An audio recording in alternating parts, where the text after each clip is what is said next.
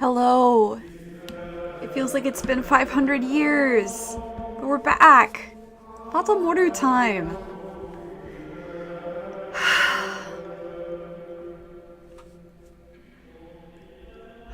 I needed that week off to mentally prepare for this, honestly. Welcome back. If you forgot, last time we ended door 6. We got through Morgana's backstory, which is very harrowing. It's a lot. And we reached the top of the tower, we thought, but we ended up back in the bedroom, where we learned Michel's secret that he had been hiding from Giselle the whole time, that he was never born a male. Now, personally, I don't think that matters, but Giselle seems to. And so we have entered the 7th door, which is Michel's door. First and foremost, there is still a link in my bio for Ukraine. The situation's not looking good, so let's do what we can to help. There's lots of ways to help, even if you don't have money. Second, I just want to go over some potential trigger warnings. I don't say that to sound funny. I say it because I'm grimacing, actually. This door is a little hard for me to get through. The next 2 doors will be pretty emotionally harrowing, but this door particularly hits me hard for a few reasons that I'll go over later, I think. Transphobia is going to be a thing. Yeah, part Lucky 13. I thought that when I was putting it in, too. So yeah, transphobia will be a thing. Abuse, child abuse, adultery, misogyny, and I think that's it for today. But transphobia will be a big topic. So a little bit of domestic violence too, I think, will be also coming into this, but big one, there's a lot of really transphobic stuff happening in this particular door. If that is something that's really hard for you, I totally understand. I promise it's cathartic. I promise. It's just like we told Giselle at the beginning when we started to reclaim her memories. Sometimes you just have to remember things to heal from them. And it sucks, and I'm not going to pretend it doesn't, but I'm in a similar boat. I am not trans, but this is got other reasons it's triggering for me, so let's get on with it. Okay, here we go. There were 2 things out of the ordinary about that baby. The first, its parents embraced, and the second they wholly rejected. Although, it was some time before the baby's second peculiarity emerged. And until it finally did, no one was any the wiser. Not even the child itself. Its mother surely enjoyed that brief period of happiness before her child finally realized the truth.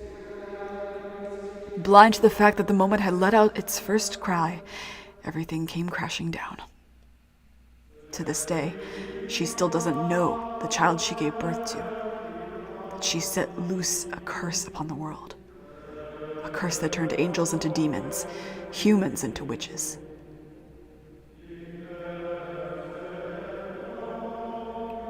My God, look at that.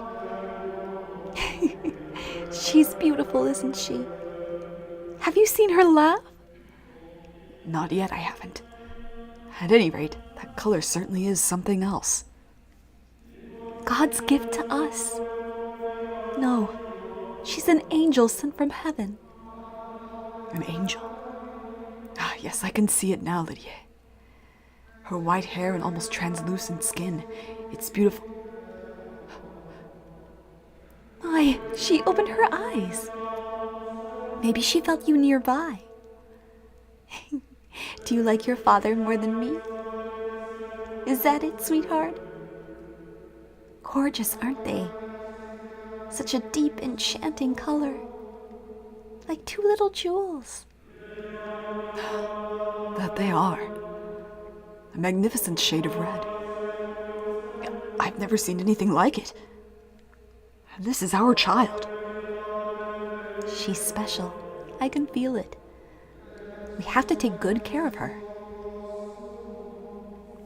She needs a name. One that's just as special as her. Have you already chosen, Antonin? You were the one begging for a girl. You do it. Besides, I already had to rack my brain for the boys' names. Now it's your turn. Are you really going to let me? My, that's quite a lot of pressure. Name her after an angel, then. Oh, I like that. All right, then. I'll call her Michelle, after the Archangel Michael. You'll grow up to be beautiful as an angel, my Michelle. I've always wanted a little girl. With her snowy white hair, skin so pale you could see the veins beneath it, and her ruby red eyes. She was a very peculiar-looking little girl, and her mother showered her with love. She truly believed her daughter was an angel sent from above, born as a human child. The blessed babe, born a girl, was given an angel's name. Michelle.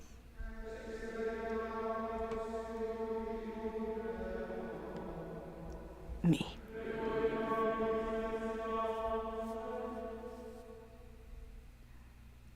Checkmate. Ugh. I see. That's what you did. Curses, I completely overlooked that. I thought you were advancing with your pawns, but that was all a diversion. You're too short-sighted, DDA. You need to look at the big picture. Sometimes it's the tactician and not the soldier holding the sword. You got me. You're quite good at this, Michelle. What inspired you to take such an aggressive strategy? It was not inspiration. It was a derivation. Derivation? Chess is in many ways similar to real war tactics.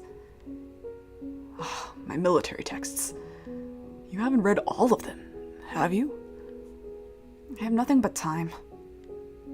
Impressive. Even I haven't read all the books in my room. You planning to join the order with that kind of knowledge? You jest. You're the one who's going to be a knight, DDA. That I am. War is the men's job, after all.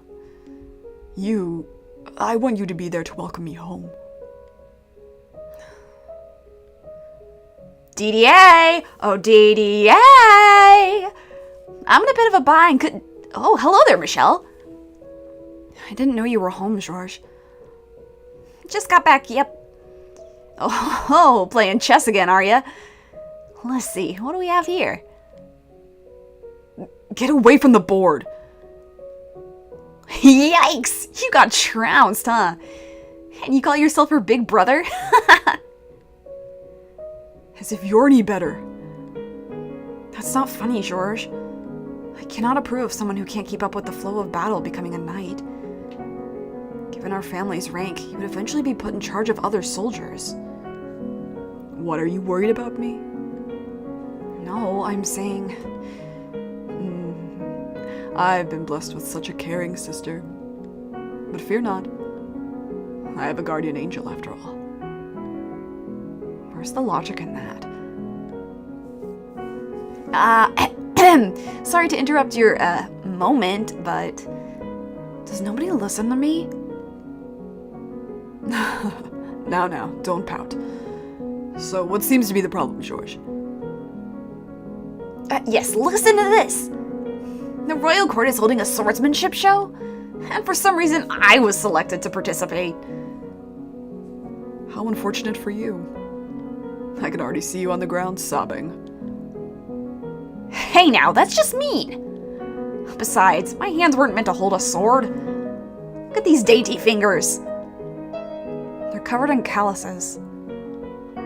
Dainty calluses!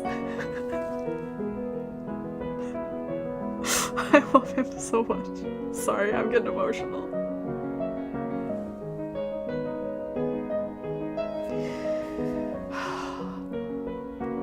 Tell me, why would they have an artist sword fight? That's the whole point, I would think. No need to get so worked up. No one's expecting you to win. Maybe not, but we do have a name to worry about. And you know what that means, don't you? I'm gonna lose. That's a given. But I want to do it in style. I feel bad for your sword. Oh, don't be like that. Now come on, time's a-wasting. To the courtyard we go. Just so you know, if I train you, I'm going to train you right. All I want to know is how to look good. What is it, Michelle? May I watch? Fine with me, but you know you can't go outside. I'll be watching from the hall. I can open one of the windows facing the courtyard. Still, you need to be careful. You can't spend too much time in the sun. I know.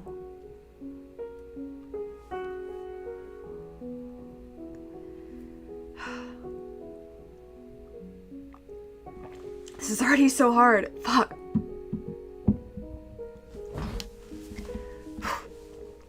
I had 2 older brothers. The eldest, Didier, belonged to an order of knights that served the church. And below him was Georges, who served as a court artist. He was, in all likelihood, who would inherit the family estate, as knights were not formally allowed to own property. Nevertheless, the Bollinger family name was upheld by Didier. And then there was me, the youngest, the only daughter. Physically, I was not in particularly good health. Because of the color of my skin, I was hypersensitive to sunlight. I rarely left the estate. My world was contained entirely within these walls. And perhaps, out of some sense of pity or compassion, my brothers spent a good deal of time with me. Didier played chess with me, and Georges told me how to draw. And among other things, they taught me how to read and write. For a girl, I was incredibly fortunate. The one thing I wasn't allowed to do, though, was hold a sword. While hardly anything unusual, it bothered me deeply. And it had for as long as I could remember. If I had been told I couldn't do it because I lacked the strength, I probably would have accepted it. But the reason given was not that I was weak, but that I was a girl.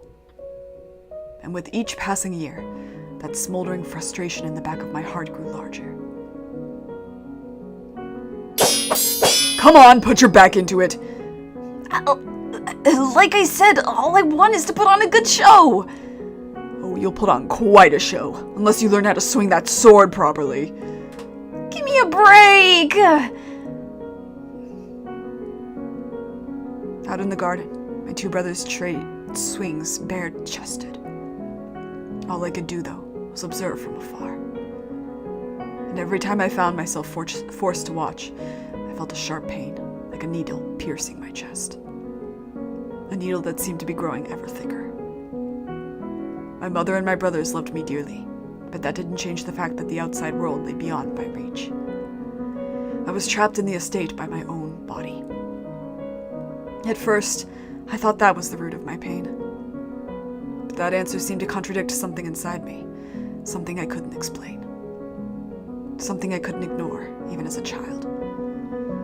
So I searched within myself, trying to find an explanation for the constantly swelling sensation of wrongness inside me. Day after day, I gazed into the cavern of my own heart. My. Now what are the 2 of them doing out there? Georges was asked to do a showmanship show. So, whatever, Mom. I'm over it. Swordsmanship show at the royal court, so Didier is helping him. Swordsmanship? Oh, I just can't stand those shows. Blades are so dangerous. I can't watch people swinging them at each other. Why don't you come back to your room with me, Michelle? I would love to teach you how to sew. But Mom, I want to watch them practice. Michelle. First of all, you need to watch how you speak, young lady. You do not call me Mom, you call me Mother. This is what happens when you spend so much time around boys. As your mother, I don't approve of you playing chess or making art. A woman has no need for such skills. They will only make you look insolent. But I want you to grow up to be a respectable woman. That is my job and my dream as your mother. Now come. I would rather you looked at some fine embroidery with me than a couple of sweaty men. Yes, Mother. You are my little girl after all. Spending time with my mother was agonizing. Was it because her world was so isolated? No, that wasn't it. Her gentle voice, the sweet scent of her perfume, the way she constantly told me how much she loved me, and her diatribes about how wonderful it was to be a girl. Everything she did put so much pressure on me. But above all, she loved to say, "You are my little girl after all." And there was nothing strange about that at all. Every time I looked in the mirror, I saw the daughter of a noble. That was who I was. So the only thing wrong was how I felt. But every time I was faced with the reality of who I was, my heart wavered. I had no interest in learning how to embroider. I didn't understand why that was necessary. I knew what purpose it served. Everything she had taught me I would need when I was wed off to some noble boy, and it was my responsibility to learn those things. It didn't feel right, though. I couldn't even accept the fact that one day I would be married. It was but an ominous shadow lurking in my future. I would have preferred ravaging the books in Didier's room than having a conversation with my mother. Tales of heroes of old and dauntless soldiers. Military texts written by tacticians in the midst of war. Thinking about them set my heart aflutter. It made me think about my brother. He was training to be a knight. I envisioned armor flecked with rust, a long sword glimmering with the blood of savages. Soon, I found myself in my fantasies, imagining how the sword would feel in my hands. The sensation of the hilt beneath my fingers. Swinging it gallantly, like my brother. How heavy was it? How much muscle would I need to carry it? How much impact would I feel in my hands when I struck something? How restricted would my vision be wearing a helmet? How much did it weigh? How hot was it inside? I had no way of answering any of those questions, though.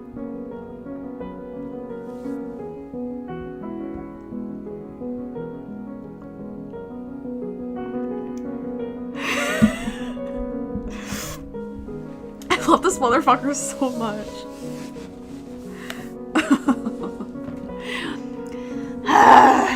Kill me now!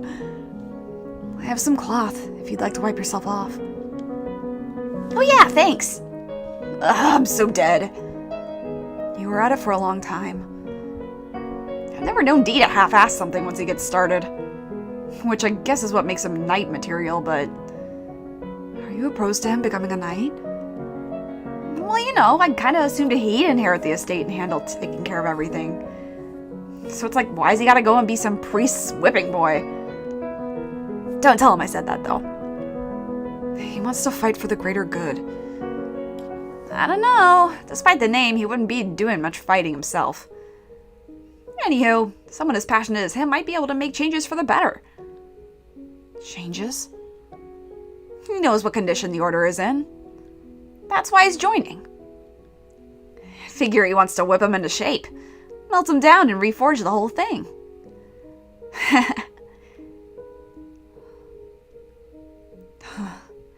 So he might be able to change things. What? What are you muttering about, Michelle? Hey! Whoa, hold it!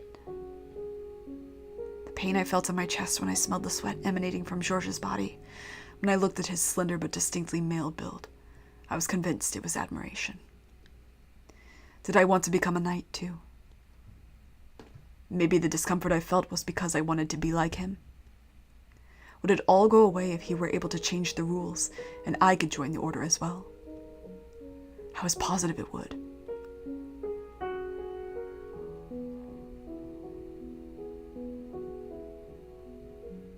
Didier, Michelle, hold on.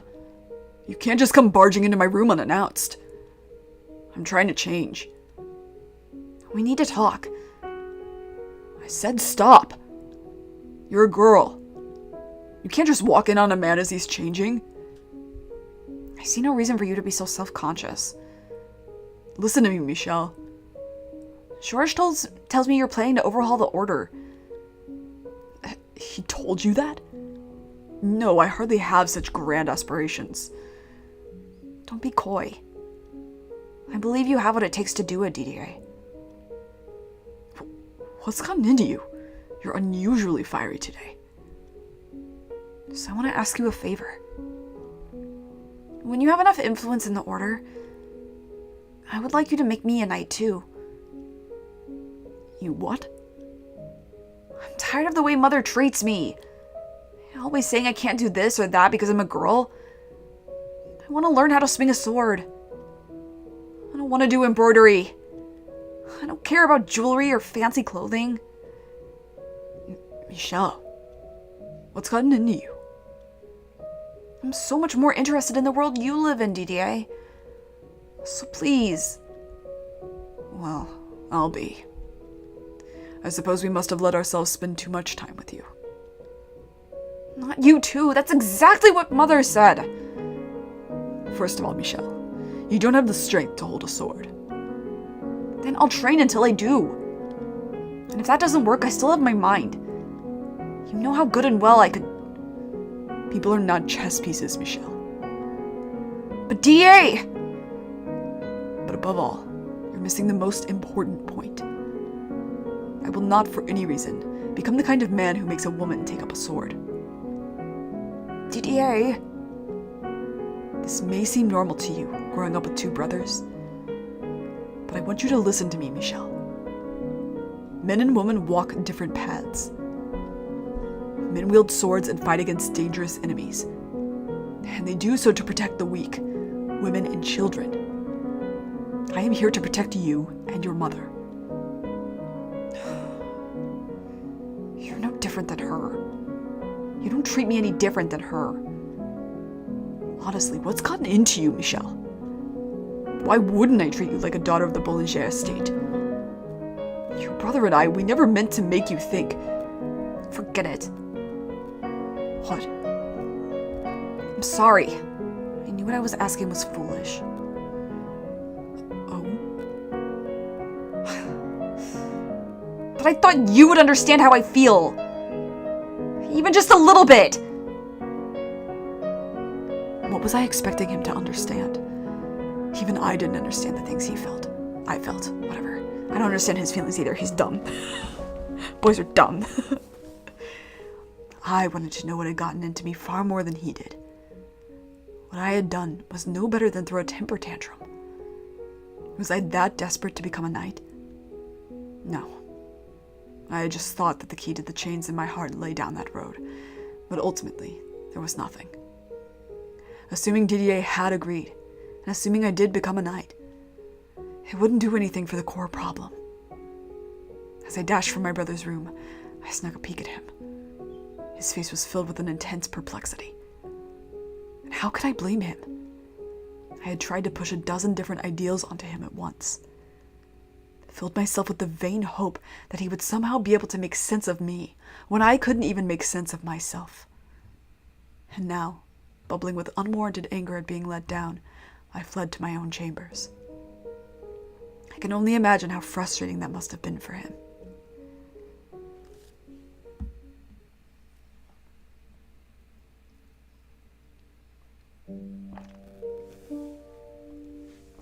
Oh boy.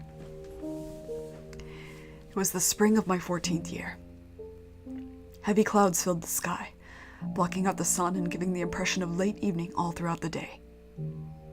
I, for one, preferred it when the sun wasn't out.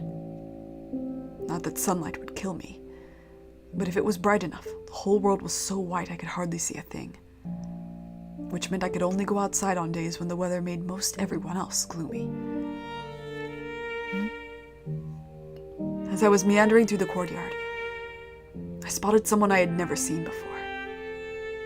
A warm breeze blew past, sending up a swirl of flower petals. Kiss, kiss, fall in love. The girl's dress hung lightly over her frame, tracing her gentle curves. Who are you? I asked bluntly, and the girl twirled around, smiling. My apologies. You just have such a beautiful courtyard here. I let myself in for a little walk. Long chestnut hair flowed over round feminine shoulders. It swayed slightly in the wind. The cloud of melancholy dissipated in the light of her smile. You must be Michelle. You're just as pretty as I heard. And you are? My name is Aimee. It's a pleasure to finally meet you. Finally meet me? What was she talking about? As I stood there baffled by this strange woman, she stepped toward me, kissing me softly on the cheek. I'm thrilled to make your acquaintance, Michelle. Her voice was like someone pouring honey into my ear. Electrifyingly sweet. I'm Georges' fiancé. And it also stuck another needle into my chest.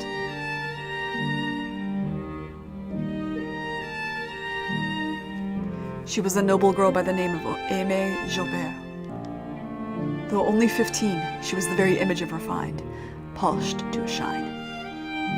No one had told me my brother was to be married. He came out of nowhere, and it seemed like I was the only one who didn't know. That evening, when the family gathered around the table for supper, Aimée was there too, and they prepared an extravagant feast for the occasion.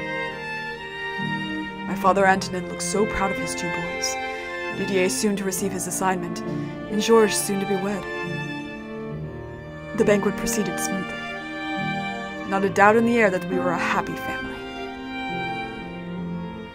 But my mind was elsewhere. I found myself unconsciously chasing Aimée with my eyes, watching the way those slender fingers gripped her spoon, her full lips parting to allow a piece of fruit in, her deep red tongue, visible for but the briefest of moments. The way all the muscles in her face seemed to relax in bliss as sweet juices seeped into her mouth. The way she spoke, so soft and gentle, letting each sound hang in the air, just briefly before intoning the next. She was distinctly feminine, in a different way than my mother. Apparently, Aimée was going to be living in the Bollinger estate for some time. Mother was pleased to have another girl around.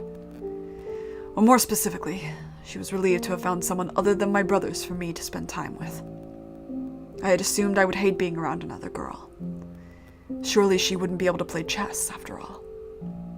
But for some reason, I felt much less suffocated around her than my mother.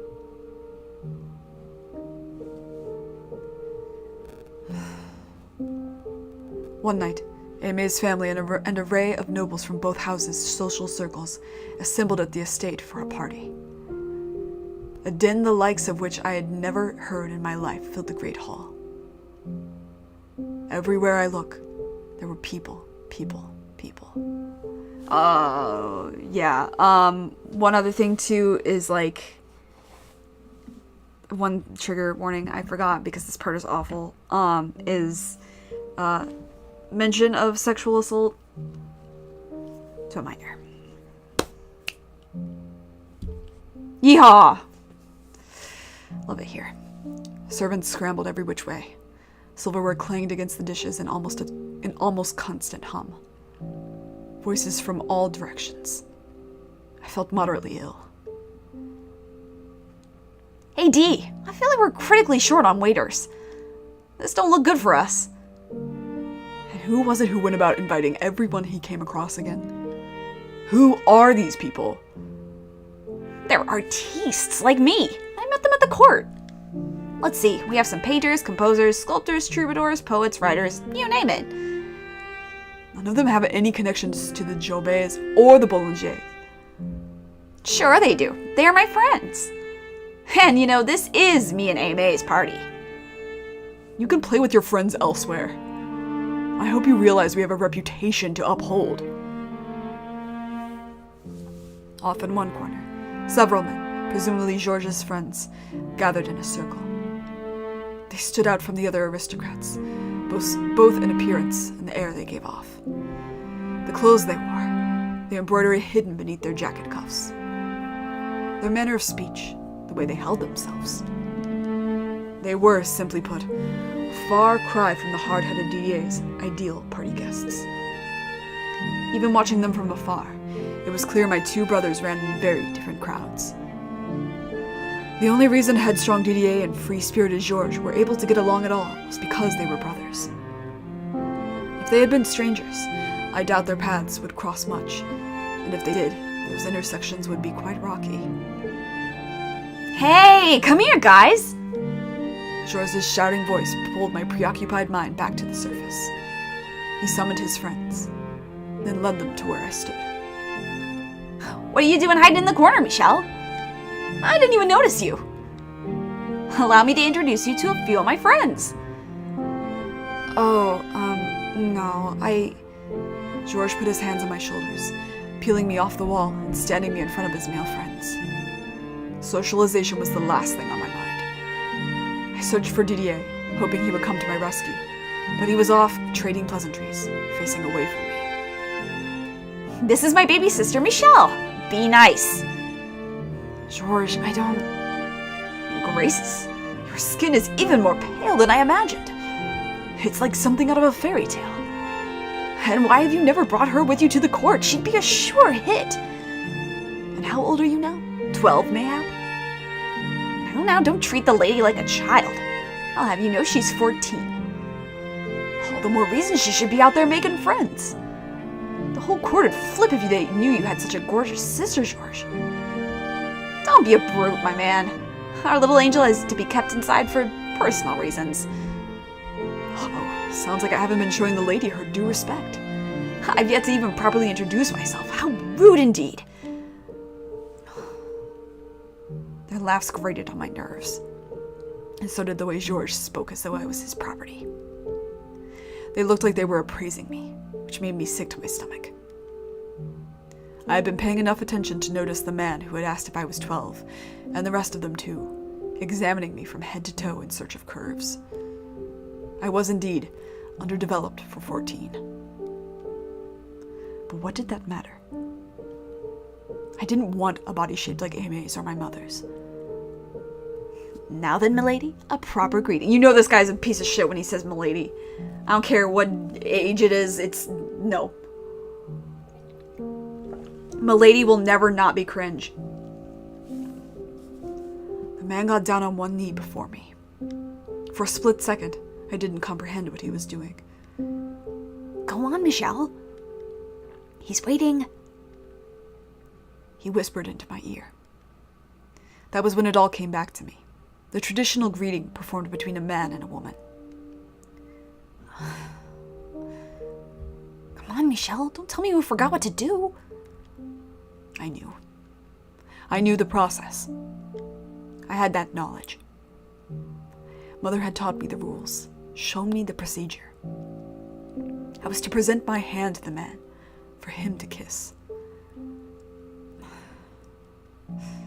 All I had to do was hold out my hand, but I was frozen. My body fought tooth and nail against this simple act. The thought of that man putting his lips on my skin sent a chill through me. Why? Why was this a traditional greeting?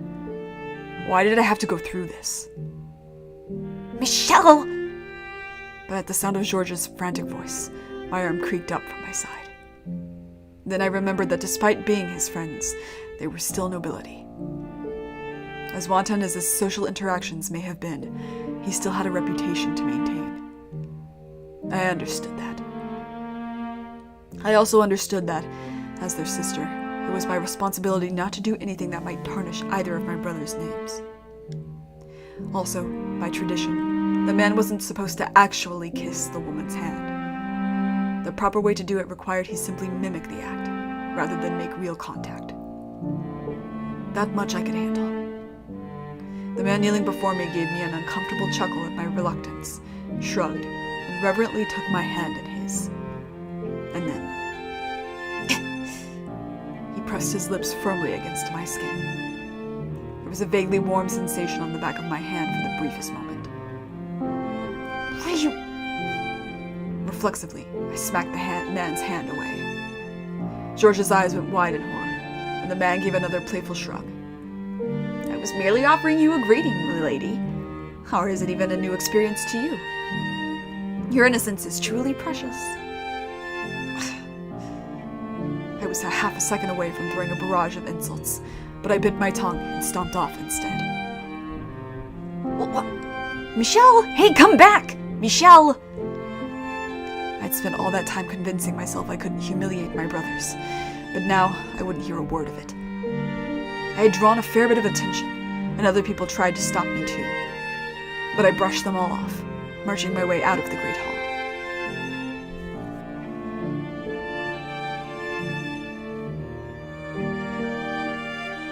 I feel so dirty. You called that a greeting? No, that was no greeting. That was... I'll be taking that. I say, practically swiping a glass of water off a passing waiter's tray.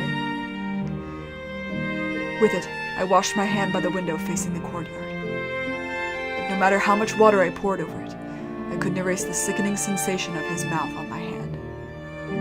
So I rubbed it with my sleeve until my skin was bright red. I wanted to feel something else, anything else, even pain. Think before you act, George. What were you doing inviting people like that into our home? I was angry, and I had every right to be. He had not performed the proper greeting. Even in jest, he had no business actually putting his lips on my hand. It was not acceptable behavior for an aristocrat. He was a guest. He should have been ashamed. Was I angry that he had been disrespectful? No, that wasn't the reason. It was... That wasn't very nice of you running off like that. At the sound of his voice, I couldn't turn back. I felt a sickening warmth almost directly against my back.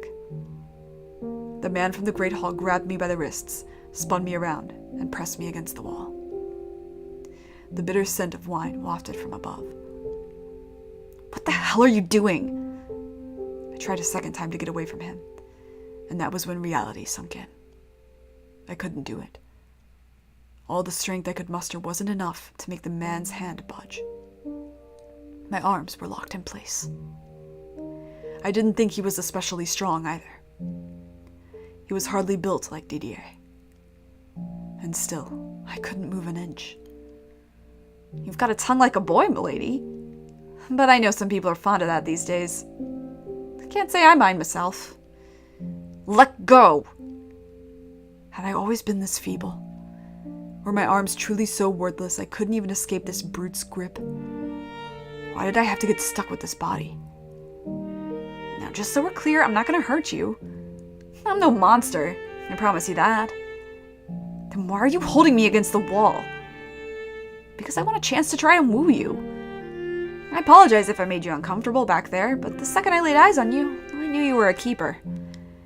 Then let go of me! But if I do that, you'll run away. Then it's my personal rule to never let go of anything I like.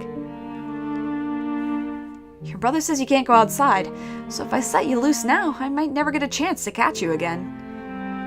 I wanted to vomit. Apparently taking my silence for approval, the man perked up and kept going. And if you're not accustomed to being around men, why don't you use this as an opportunity to get familiar? Not a half bad idea if I do say so myself. And I think we get along quite well. Besides, I'm a minstrel. Spend some time with me and I'll write you all the songs you could possibly want. Get away from me! You really do have the most striking eyes. Makes me want to keep them all for myself. Well, is this the Somnium Files or what, eh? With a muse like that, I could write the most incredible songs you've ever heard. I said get back, you creep! Huh. That's odd. That one's never failed me. The man brought his face just inches from mine and peered into my eyes. I could feel his hot, wine-stinched breath against my cheeks. It gave me the chills. I couldn't understand why this was happening to me. Panic and confusion had my heart racing. Go try your luck with someone else. I'm not interested. You will be soon enough, darling. You've simply never known a man's touch. He drew closer. He was already practically on top of me, but still he closed in. Closer and closer. The world faded out. I couldn't see anything. I could feel his rising body heat so near it made me nauseous. My eyes flung open, but there was nothing there. I only felt. I could only feel.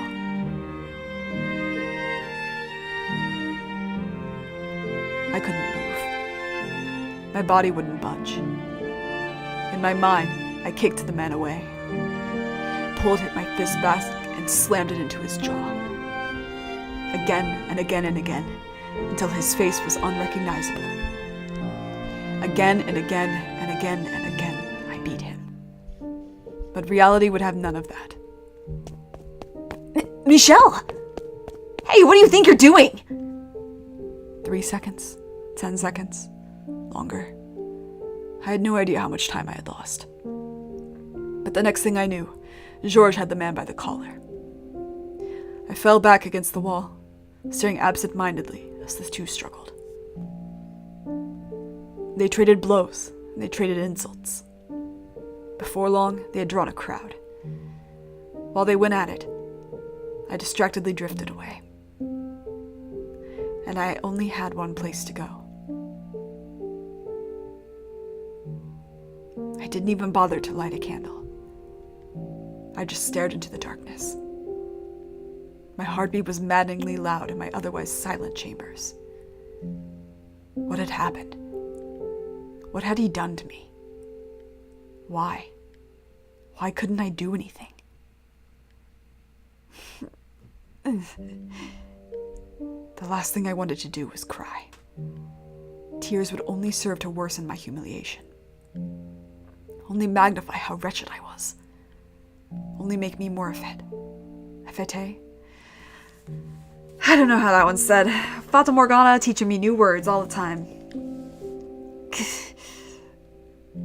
I bit down on my lip, hard. I had no need for that trash on my body. I dug my nails into my arms. I had no need for that trash on my body. All of this, every last bit of it. That was why I was the way I was. I didn't know how to put it into words. I didn't know how to express this boundless frustration within me. But after enough wordless groaning, a single word slipped from my lips, and it felt incredibly right. God damn it. So, okay, speaking from a cultural stance here,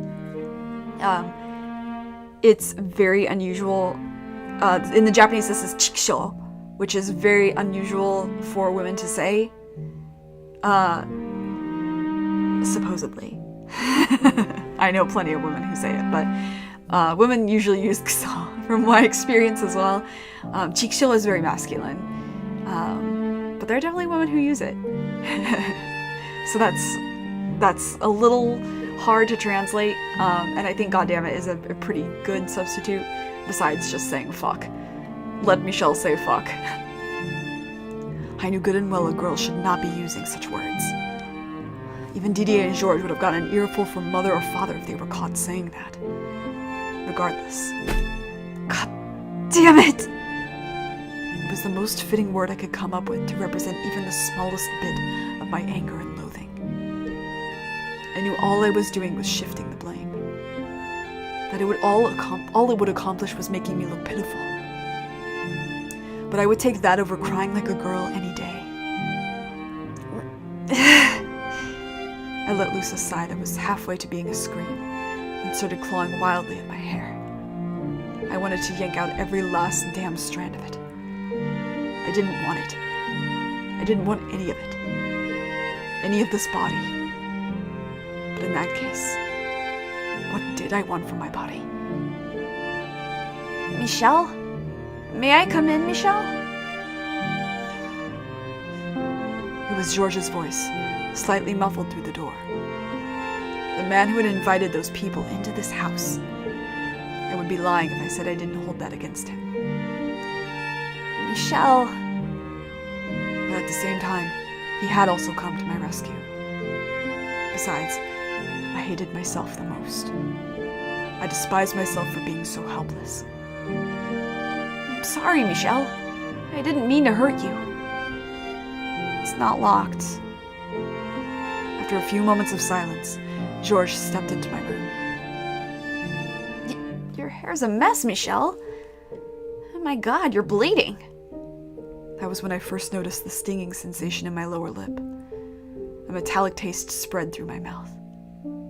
I had been biting it much harder than I realized. And there was a lot more blood than I expected. A trail of it was running down my chin, seconds from spilling onto my clothes when Georges wiped it away. I'm really sorry, Michelle. He can be a real ass when he drinks. And he's a bit of a womanizer at that. I never expected he'd try to go after you, though. I'm really sorry. I didn't mean for this to happen. But, there's a chance he may have genuinely taken a liking to you. That just makes it worse. Sorry. You're right. You want to be with a man you like. I understand. He ran his hands through my hair, as if trying to calm me down, at the same time cleaning up the mess I had made of it. It made me feel like I was some kind of plaything. A joke of a doll.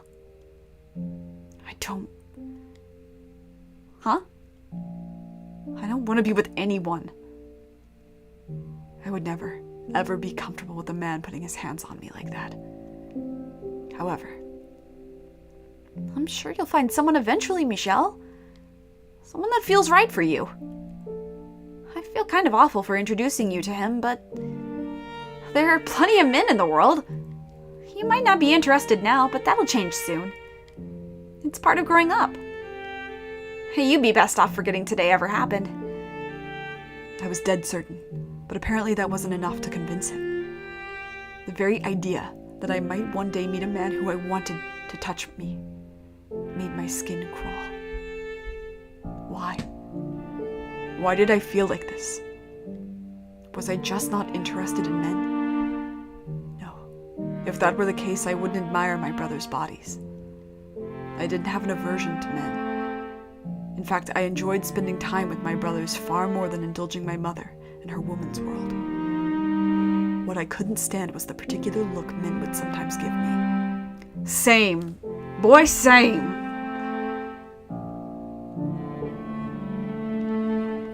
But why? Why did I not like that?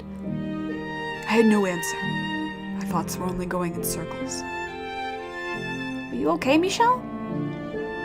He peered down at me, his face twisted in concern. But I couldn't answer him. How was I supposed to articulate this? My anger, my frustration, my irritation, my fear. I had no confidence he would understand. George, how's Michelle? Aimé's voice came from the doorway. Inexplicably, it felt like someone had stuck their hand in my chest and was now squeezing my heart. Like I had just been caught in a compromising situation by the last person I wanted to see me. Yeah, she's doing good, aren't you? Yes, I'm fine. Glad to hear it. I was clearly lying, not even looking him in the eyes when I'd said that, but that seemed to have gone over Georges' head.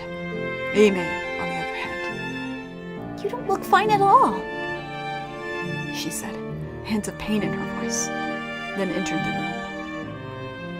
George, Father was asking for you. He says it's time to bring the gathering to a close. You should get going. I'll stay here with her. Oh, is he? All right then. Sounds good. Once the sound of Georges' footsteps had faded into nothing, Aimé took a seat beside me, and without warning, wrapped her arms around my shoulders. It's much better to talk to another girl at times like this. My heart leapt into my throat. But beyond the shock, I also found myself welcoming the warmth. It was pleasant, unlike the man's. That must have been terrifying. But don't worry, you're safe now. It wasn't really, no. No need to pretend, sweetie. If the man had pinned me against a wall, I'd be scared too. I mean it. I wasn't scared. I'm just disappointed in myself. All right, I believe you. You're a strong girl, Michelle. There aren't many who wouldn't have been scared. I'll be sure to give George a stern talking to about his choice in friends. Something I learned today is that he's somewhat of a pushover. You're a lot more tenacious than I thought. As a woman in this world, you have to be. And if you're not, well, you'll figure it out soon enough, Michelle. Of course, even as strong as you are, I'm sure it'll still be difficult to forget what happened to you today. George had told me to forget about it as soon as possible, and Aimee said I wouldn't be able to. Was it the difference in their individual perspectives? Or was it the difference between the way men and women thought? I wasn't sure. As my head rested against her breast, a bit of my frustration slipped out. I couldn't move my arms at all. He didn't even seem all that strong. I couldn't believe that I was really so weak. That's just the way of the world, Michelle. Men are physically stronger than women, so you'll almost never overpower one. You're not any weaker than a normal girl. Don't blame yourself. Though it wasn't the consolation I had hoped for, her words still filled me with warmth. I had exploited my own weakness to hear more of that soothing voice. And I alone knew how foolish I was in doing so.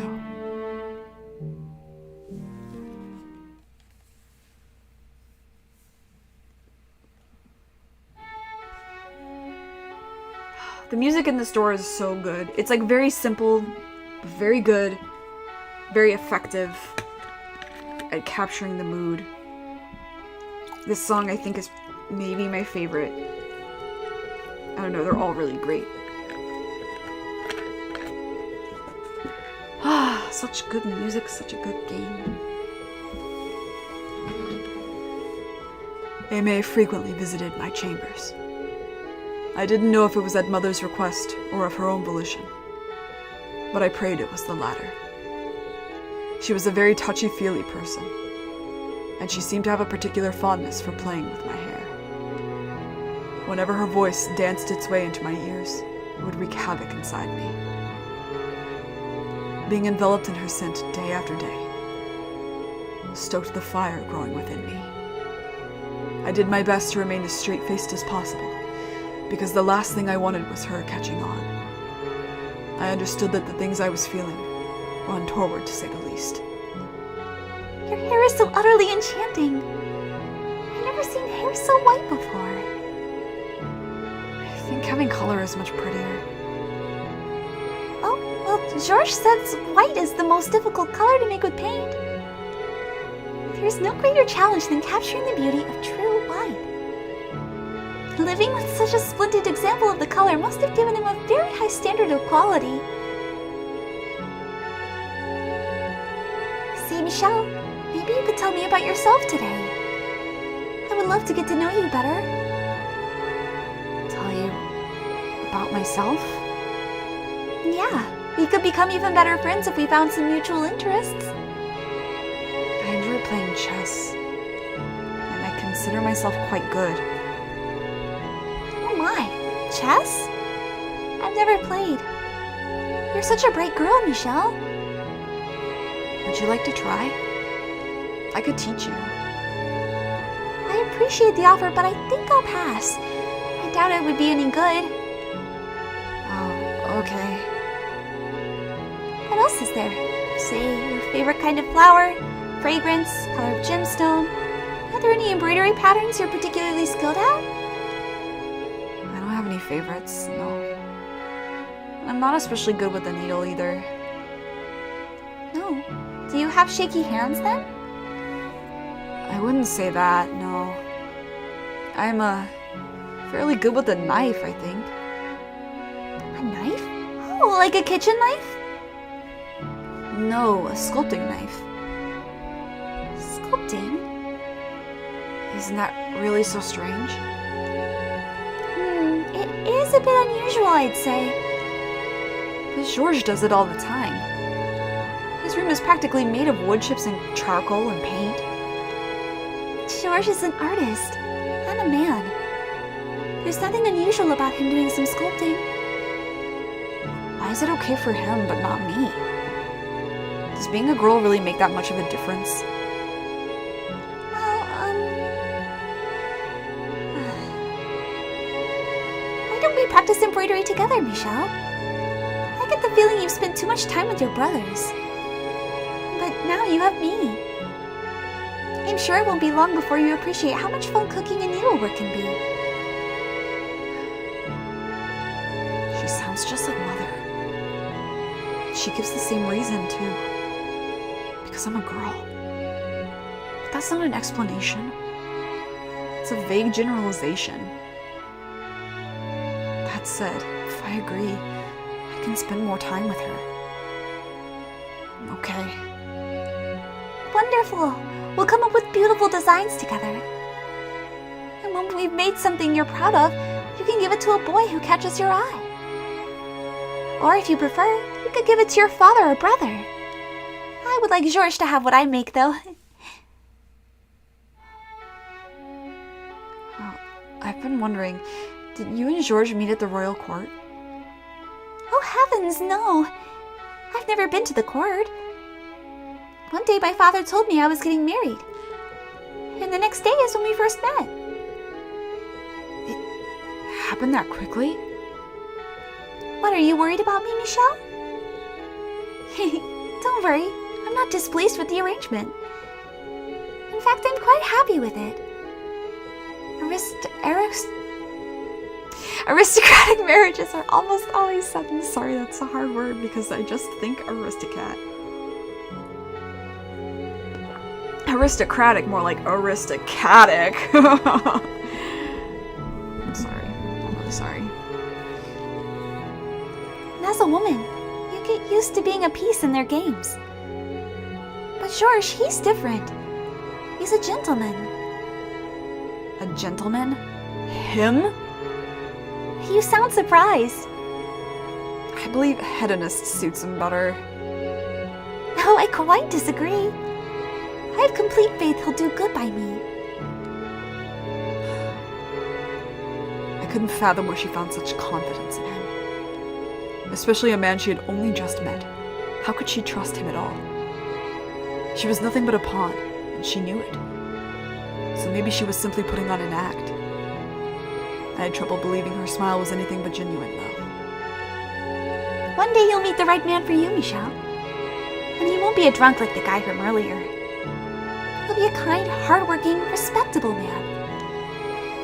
I would rather not find anyone. I suppose this is all still too soon for you, huh? Say, how old are you, Michelle? 14. Oh, wow. I assumed you were younger. Do I really look that young? No hard feelings. You're just like a tiny little doll. So small and slender. And look, not one bit of meat up here at all. Hey! She playfully grabbed me from behind and started prodding at my chest. As her delicate fingers slid across my skin, I found myself gripped by very indecent urges. Horny! Bonk! To horny jail with you, Michelle! Every heavy thump of my heart felt sinful. She couldn't know.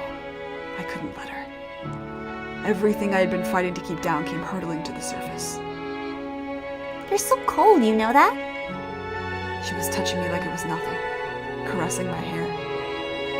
Was she this intimate with Georges? Or was it because I was a younger girl that she was so keen on putting her hands all over me? Before I understood what I was feeling, my body acted. It was pure, unfiltered impulse. In my attempt to escape from her grip, I twisted around, only to find my face inches from Aime's. Slowly gravitating closer, I pressed my lips against the corner of her mouth.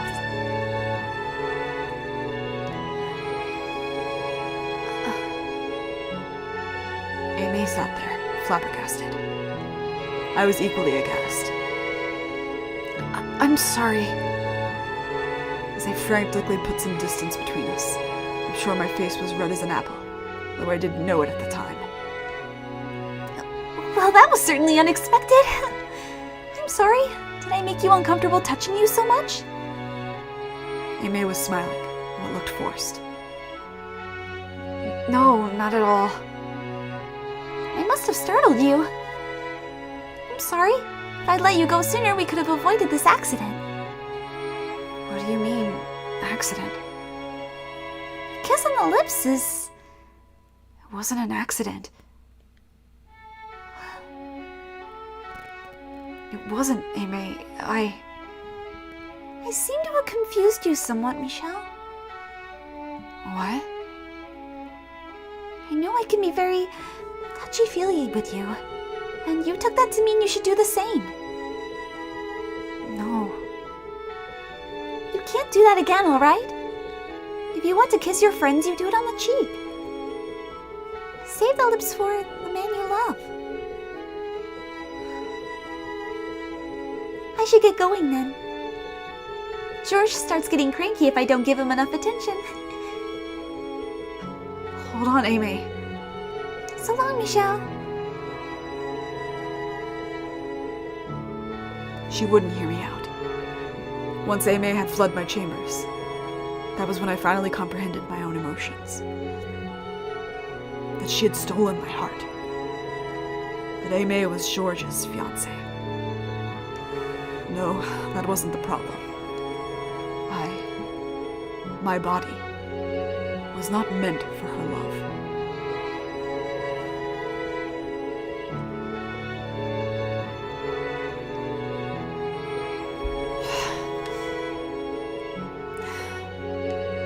I woke in the middle of the night to a pain in my joints. Not enough exercise, I guess. I tried bending and stretching my arms and legs, but it did nothing. So after pondering on it for a bit, I decided to go for a late-night walk to distract myself.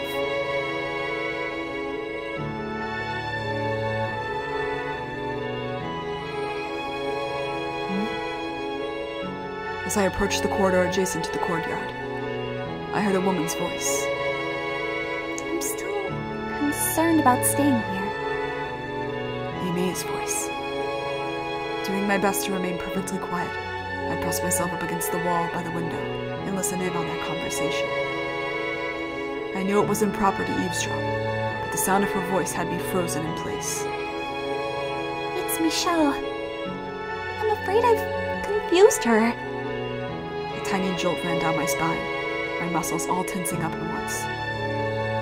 The sound of my name rising to her lips, but not in the way I would have liked. She kissed me. Well, almost, but how could I have guessed she thought of me that way? Mother told me she didn't have any female friends. And asked me to be one for her, which is why... So she had only been coming to see me because Mother had asked her to. I had been afraid of that. Afraid that she wasn't there. To be with me. That she had no fondness for me. That my yearning for her was one-sided. She kind of scares me. The way she looks at me. Always watching every little move I make. I'm sensitive to that sort of thing. I can tell what's going through Michelle's mind. I managed to deflect it this time, but I should have never gotten friendly with her. She had seen through me from day one. Understood what I was feeling even before I had. It's disgusting, homosexuality. Fuck you, Aimee. You're irredeemable. There she is, the irredeemable one. Remember earlier when I was like, irredeemable? It's her. She's the one. Fuck this bitch in particular. And not even just for saying this, but this is also a great lead-in to how terrible she is under. Bitch. Homosexuality? Did I hear her right? Something inside me crumbled, and with it came an intense sense of wrongness. There it was again. That overpowering discomfort. That fear coursing through my veins. That repulsion. That irritation. That apprehension. What on earth was I? Did I view Aimee as a member of the same sex? Were the things I felt homosexual? I heard Aimee sigh from beyond the window. Then the man beside her, who she was confiding all this in, replied, "She's still just a child." That voice, and one with underdeveloped social skills besides. Understand that she's going to do and say some inappropriate things. It's not uncommon for a child to mistake admiration for love. And I didn't know this until recently, but when she gets into something into her head, she has a tendency to run away with it without thinking. It was not the man's I had assumed it was. The other day, she asked me to let her be a knight. I can't imagine how she thought that would end any other way. Why? It's not very often there a woman other than mother at the estate. I imagine she simply got nervous being around you, and something got mixed up in her head. Why was Didier out there with her? I hope that's all it was. Aimee, hadn't you told me? You thought Georges was a gentleman. So what were you doing? Getting so friendly with Didier? And Didier, weren't you my ally? Or was that all an act, like her? You were going to be a knight. So why were you out here with your brother's fiancée? I'm glad to have you here, so I hope you can figure something out to make it work. I'll do what I can, but I'm kind of reluctant to say this to you. But something has to change. As it is, she kind of grosses me out. She grosses me out. So what? I was some kind of sick, disgusting creature. All I had done was show feelings for her. I couldn't be Georges or Didier. The needles piercingly expanded, both in size and number. Soon, I was being skewered by a dozen of them, and the heated sighs rising from the courtyard only served to make the pain worse. All I could do was cover my ears and run. DA, that girl's 10 years younger than you almost. Jesus Christ. It was bad enough that Georges was with her. He's 20. He's 24, I believe. 23 or 24. That's a lot of years. That's gross. Why?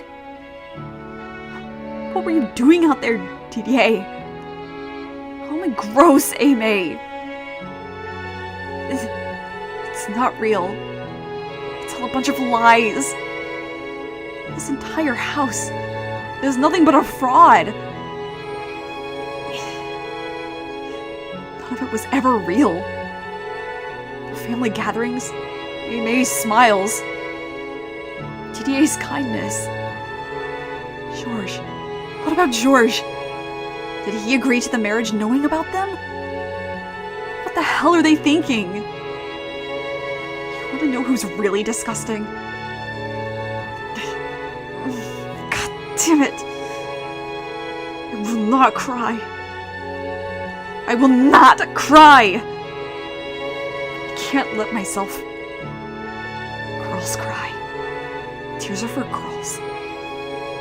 Not for me.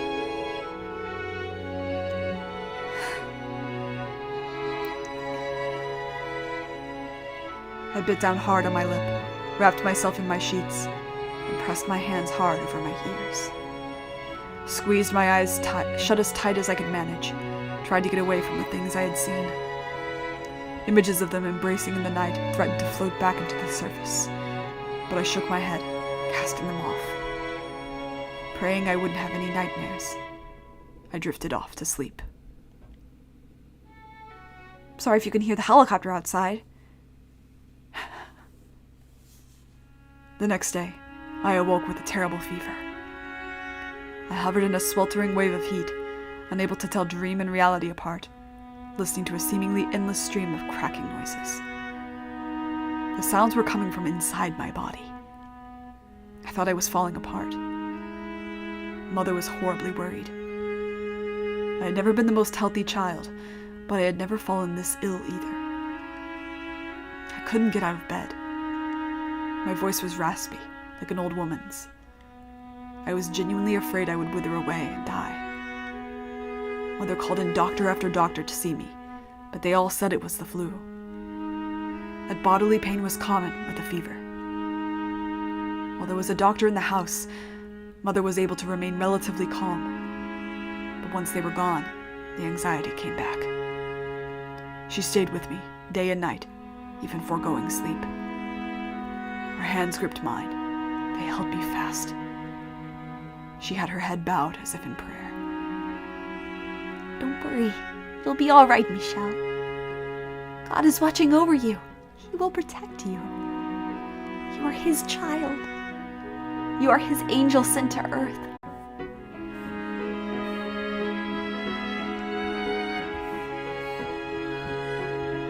Goodness! OBS!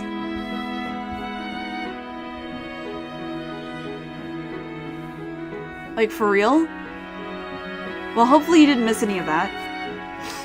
I tried to stop as soon as I saw it, but, Michelle is sick. Very ill. And Mother's prayers seem to be mostly for herself, actually.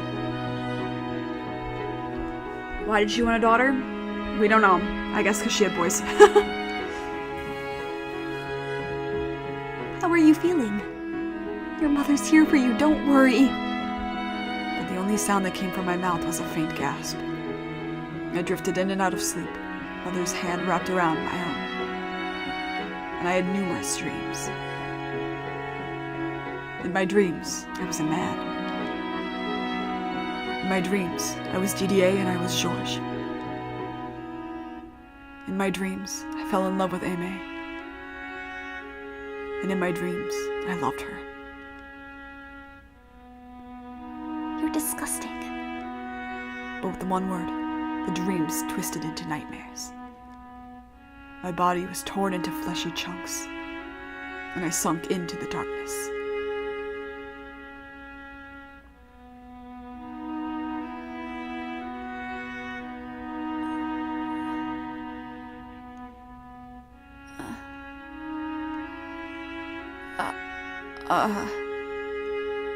Several days later, my fever was gone, like it had never been there.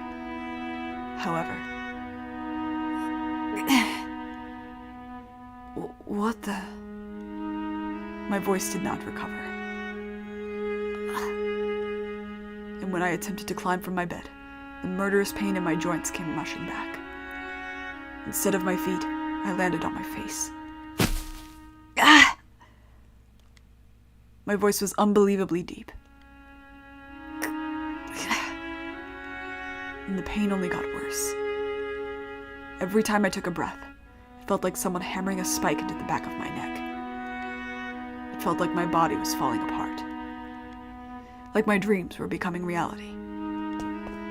Michelle!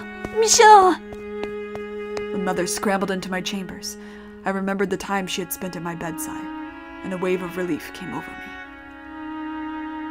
I reached my hand out in a show of vulnerability, but she didn't take it. She couldn't take it. Mother. What's wrong with your voice, Michelle?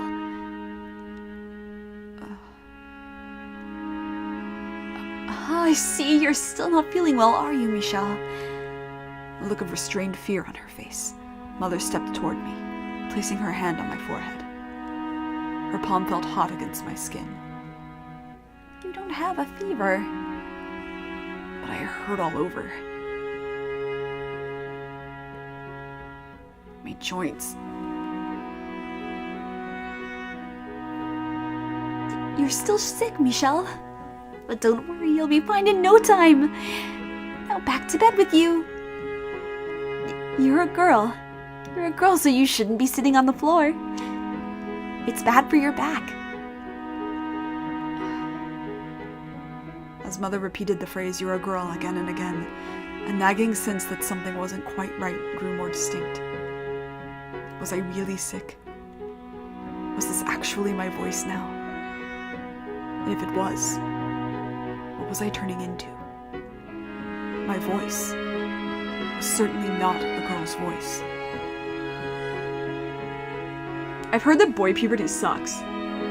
Like, girls, we have the menstrual cycle bullshit that we have to deal with for like 40 years or whatever. But I heard that like when guys go through puberty, it sucks pretty bad. Like, it's a lot more painful. Because I remember having a little bit of pain, but not anything quite that bad. Like, not anything memorable. My voice never went back to normal, though. So Mother ordered me to remain in my room. I hadn't recovered yet. And so long as I was sick, I couldn't be let out. Again, something felt wrong about her calling it a sickness, but I had no evidence to the contrary. I had no way to know I wouldn't get others sick if I exposed them, as she claimed, so I had no choice but to do as she said. In time, Mother too stopped visiting me, and the only people I saw were servants. They did their jobs, but refused to look me in the eye. No one else came to see me, though. Not Aimé, Didier, or Georges. 1 month passed, then 2, then 3. Occasionally, the pain in my joints would withdraw. At other times, it would worsen. Whenever I would drift off to sleep, I would hear the sound of my own joints creaking. I would dream of a woman standing in a courtyard, her soft chestnut hair fluttering in the wind as she twirled to face me, a smile on her face and her breasts exposed. Horny Jill, bonk! One day, after around 6 months of servants refusing to make eye contact, I stopped one and made a request. To have a mirror brought to my room. While he didn't acknowledge me, the next day I had my mirror. By that point, I was fairly certain I knew what was happening to my body. I had no clothes to wear, because none of the multicolored dresses hanging in my wardrobe fit me anymore. Pulling the heavy red cloth covering the mirror aside, my completely naked body came into view.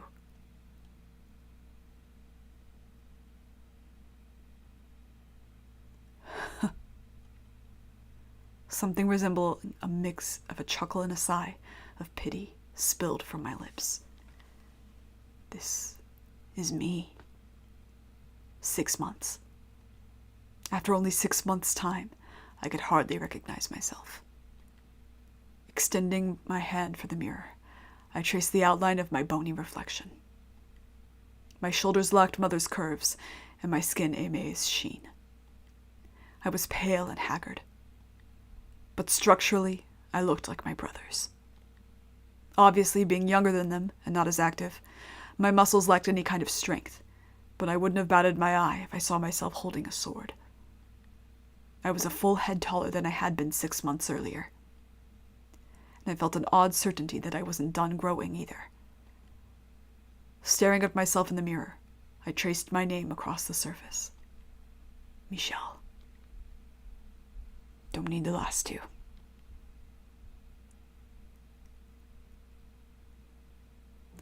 Congrats, baby! You did it! Proud of you. Look at him! Look at this boy! For the first time in my life, I liked my name. I still didn't think an angel's name suited me one bit, but it was staggering how different it felt now, even if it sounded exactly the same. Those last 2 letters changed the meaning entirely, turning it from a girl's name to a boy's name. This makes sense. Everything was falling into place. My admiration for Didier, the envy I had for my brothers' bodies, the feelings I had for Aimee. The indecent dreams I'd been having. Why? I was always male.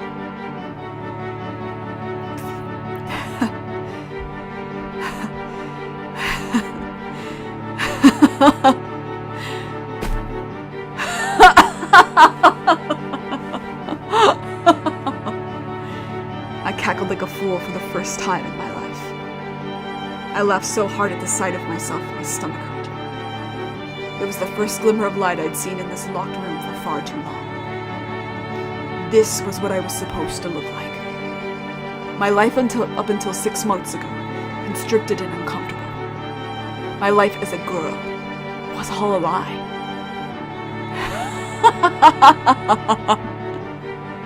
No one could possibly look at me and call me an angel. I was always a boy, but I had been told I was a girl, forced to act like one. Of course that wouldn't feel right. He needed to know. I couldn't be the only one who understood. Everyone in this house needed to.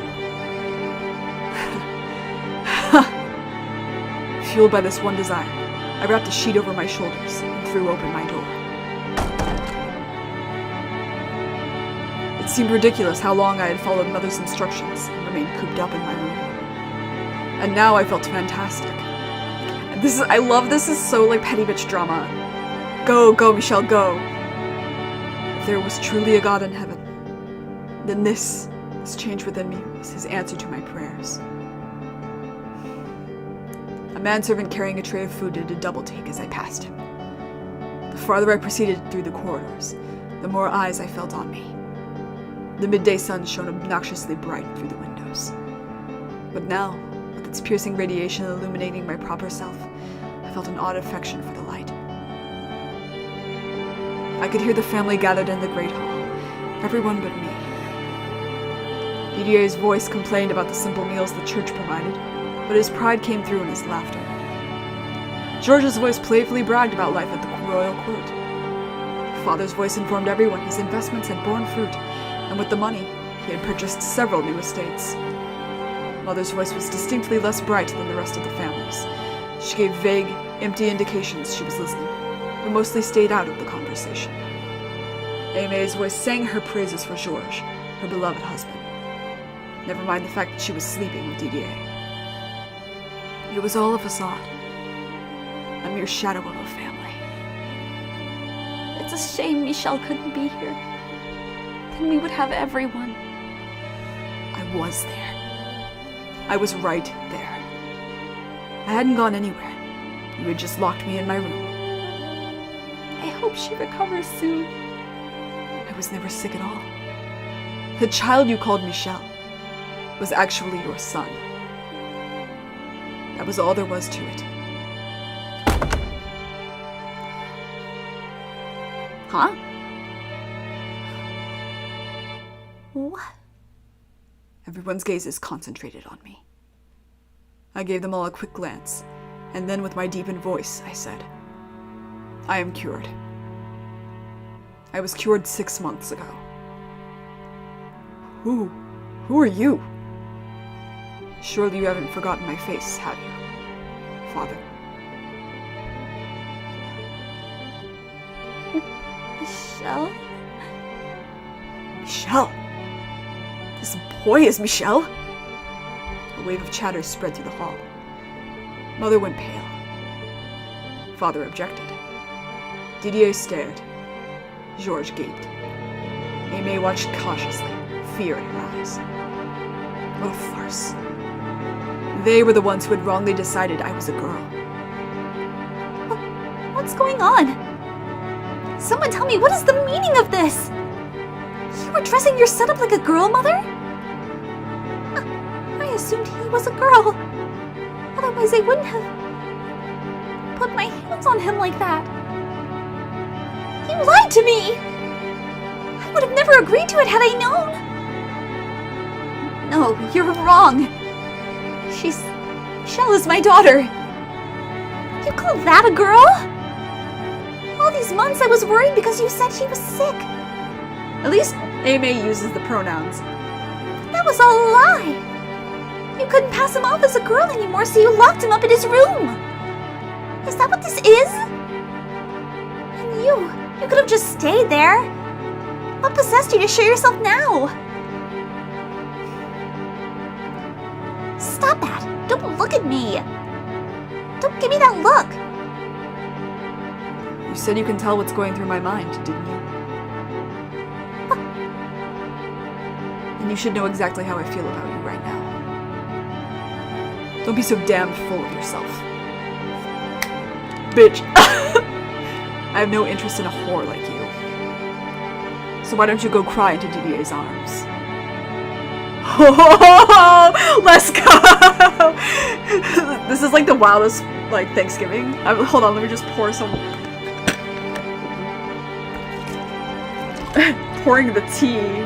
Sip on this. So good. You. What?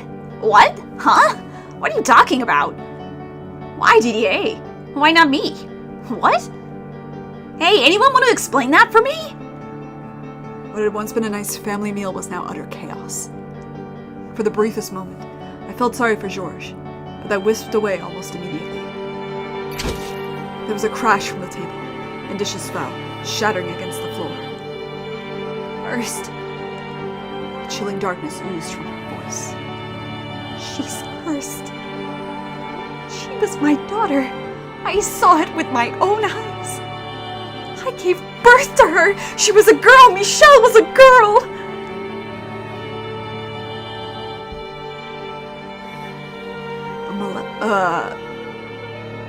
I don't know where my voice went. I'm sorry. A malevolent curse has been placed on her. My mother lifted her head. I had difficulty believing that was the same woman who had sat by my bedside as I lay sick, sacrificing sleep to care for me. Her hair was a frazzled mess, and deep creases covered her face. Restrain her! Throw her in the room and lock the door! She's a girl! A girl! She was a girl, I swear it! Open your eyes! Do I sound like a girl? Do I look anything like a girl? Mother's cries sent me into a frenzy. I ripped the sheet off my shoulders, throwing it to the floor. I am not a girl! And shouted.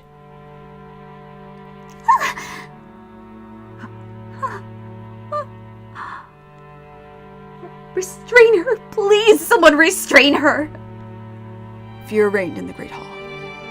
But then, several moments of icy silence were broken by a muttering that shocked me as much as anyone else. You're not a boy or a girl. What on earth are you? You're an abomination! You're not a boy. You're an abomination. What? I had seen myself in the mirror. I was undoubtedly male. Lacking in strength though they may have been, I had visible muscles. My chest was flat, and I was taller than a girl should be. My voice was deep, and I had an obvious lump in the middle of my throat. I was male. I had to be male. What else could I be? So why? Why was Aimee looking at me like some sort of strange creature? A chill ran down my spine, and I suddenly found myself deeply uncomfortable being so exposed. There's nothing there. You've got nothing there! Nothing there. I didn't understand what she was talking about. Unable to press further, I fell silent, at which point several servants burst into the great hall and restrained me. She's a girl. She's my daughter. Mother, seemingly in a mad daze, just repeated the same thing over and over. She was a girl! As Mother wailed, she wandered off somewhere. Father stood there in silence. Aimee stared at me with disgust in her eyes. Georges was still in a panic, and Didier clenched his fists. Eventually, I started regaining my composure, which is when I realized I had made a mistake. My sickness had been made into a curse.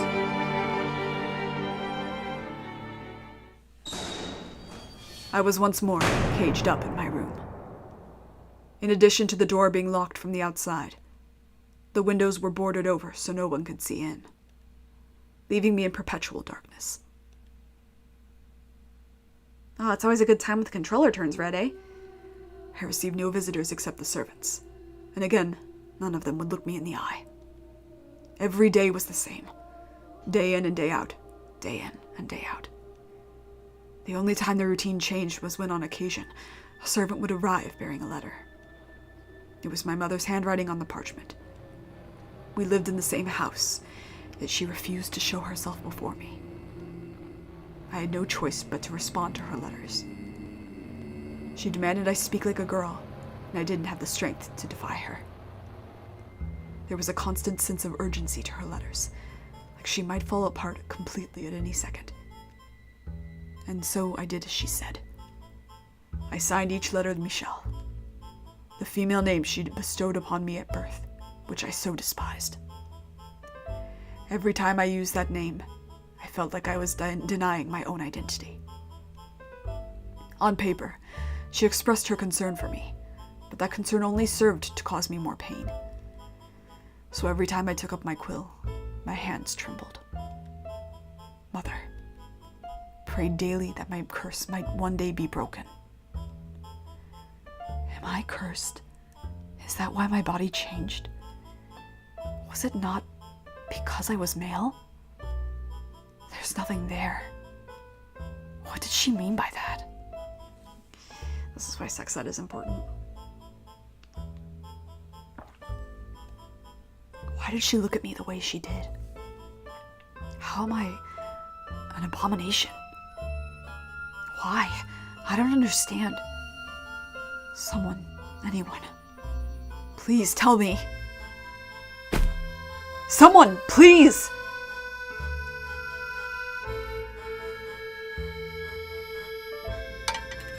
I have brought your supper. I will be back shortly to retrieve your dishes.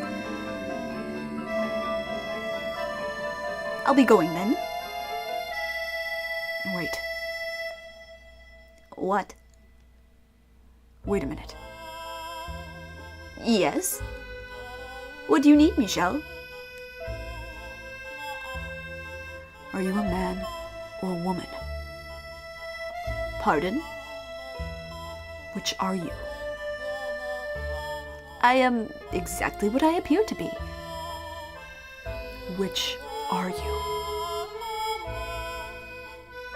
I am a man. If that is all, I will be going now. Clothes off. What? Take your clothes off, right now. Everything, even your underclothes. What? Surely you jest, Michelle. I am very serious. I could not possibly. Why not? I could not expose myself. I ordered you to take off your clothes. You mean to humiliate me? I beg you, please reconsider. What are you? You're a servant of the Bollinger estate. And what am I? I am a child of the Bollinger family. I may be locked up, imprisoned in this room, but that doesn't make you any less my servant. Am I wrong?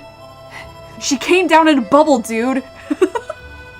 Are you gonna sit here and tell me that I'm wrong? Clothes off. Michelle! I ordered you to take your clothes off.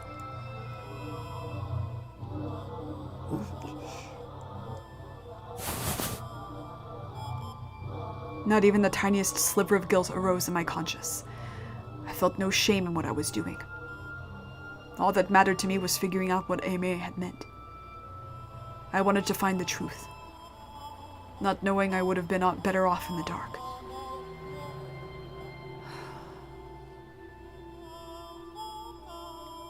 His face twisted in humiliation.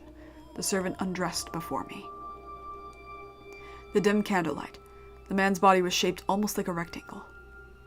And at a glance, he didn't appear much different than me. A second later, though, I found my answer. I found the one crucial thing he had that I didn't. Why? My lower body lacked the part that made a man a man. Are you satisfied, Michel? It was then that I finally learned what a man's body was supposed to look like.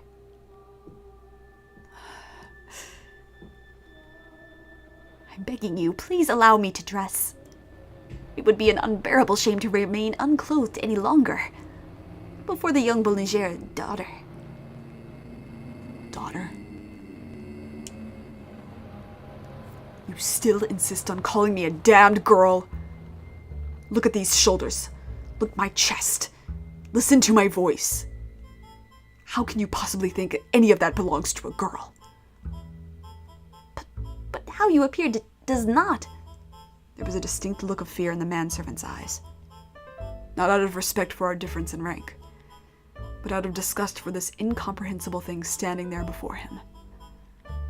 Those trembling eyes, and the reality dangling there before me, blew the lid once more off everything I had been holding back. Without that, you would be no different than me. What? Everything else is all the same. So why does it make such a difference? True. You're valid, King. But you have one and I don't. Michel? I am a man. I am a man just like you. I'm no one's daughter. And if you still insist we're not the same, then I'll make you like me. Without that, you're no different than me. It was a mix of dread and panic that pushed me over the edge. And so, in order to keep myself afloat, I decided to bring another pain. Please don't do this, Michel! In a blind frenzy, hardly even aware of what I was doing, just riding the current of my erupting emotions.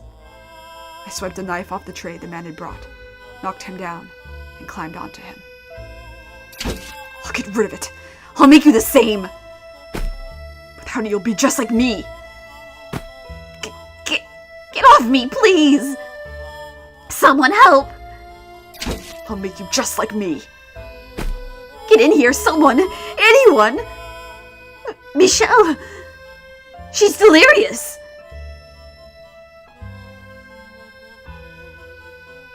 Through the fog of hysteria, I suddenly realized I was surrounded by several servants, and the next thing I knew, I was on the floor beneath them.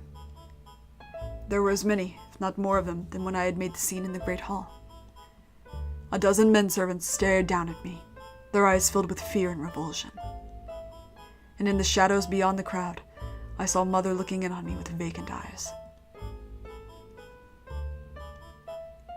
Mother. Mother, why? Why will you only speak to me through letters? Why do you say I'm cursed? Mother! I'm male! I was always male. Tell me that I am, Mother! Let me out of here, please! I'm not delirious. My head is perfectly clear. I'm normal. There's nothing wrong with me. I'm not cursed. Mother! Say something! Mother!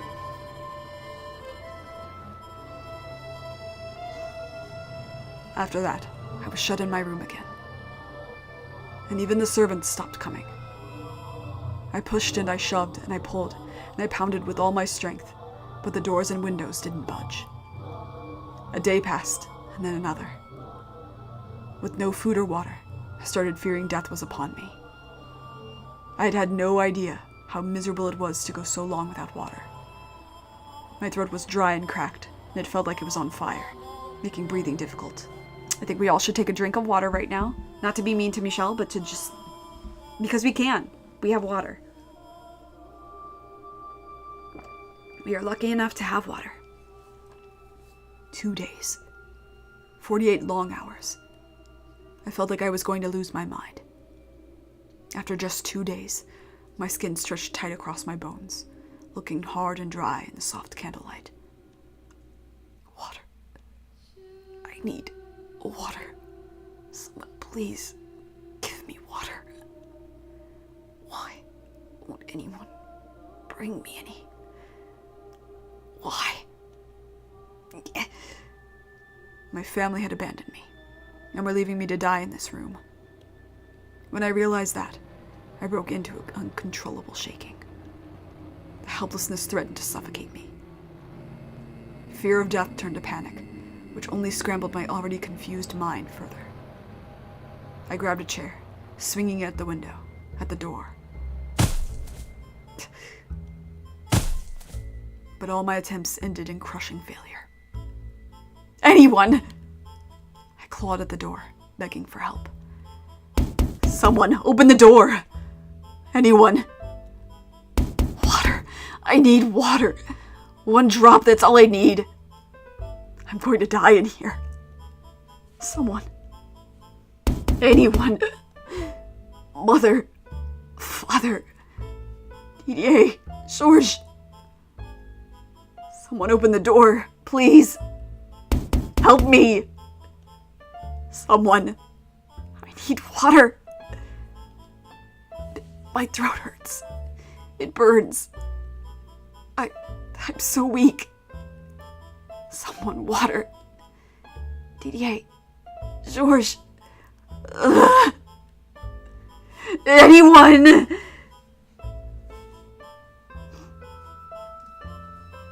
But not a single soul came to the door. With no food or water, the 3rd day came and went, and then the 4th. By that point, I was expectedly devoid of any sense of dignity, and I sat there, covered in all manner of human filth, as my body quickly wasted away. Still, I clung to the vain hope that someone would open that door. It was all I had. Occasionally, I would hear footsteps. Whenever I did, I mustered up what meager strength I had left to bang on the door. Whoever's there, please, open the door. I'm begging you. Someone. But my pleas fell on deaf ears. Though they didn't respond to me, I could hear the Abigails muttering to one another in the corridor. Did you hear that? Yes, I did. I wonder what's gotten into Lady Michelle. They say she was cursed. Maybe she sold her soul to the devil. How dreadful. We should stay away from that door. If we don't want to be cursed too. I am not cursed. I did not sell my soul to the devil. I'm kind of scared. I might have to find work somewhere else. Gotta make sure we stay away from that door. Why do you think I'm cursed? I never did anything wrong. Lady Michelle has lost her mind. She's deranged. I'm scared even thinking about her. I am not deranged. My mind is perfectly fine. She's right crazy. She's right mad. No, I'm not. I'm perfectly normal.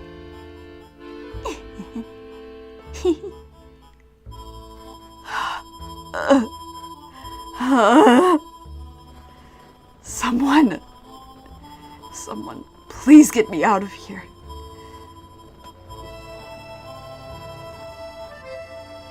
The 5th and then the 6th day passed. You should be dead by now, Michelle. Okay. And by that point, I was hovering on death's brink.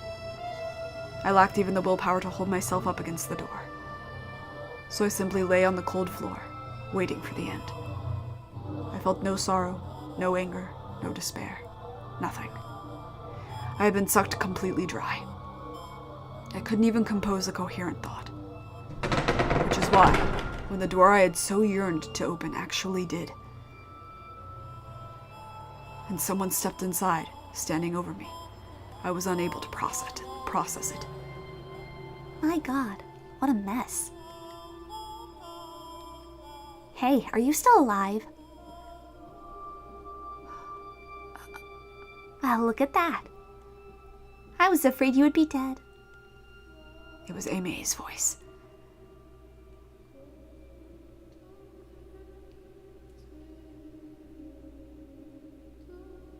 I'm sorry, really.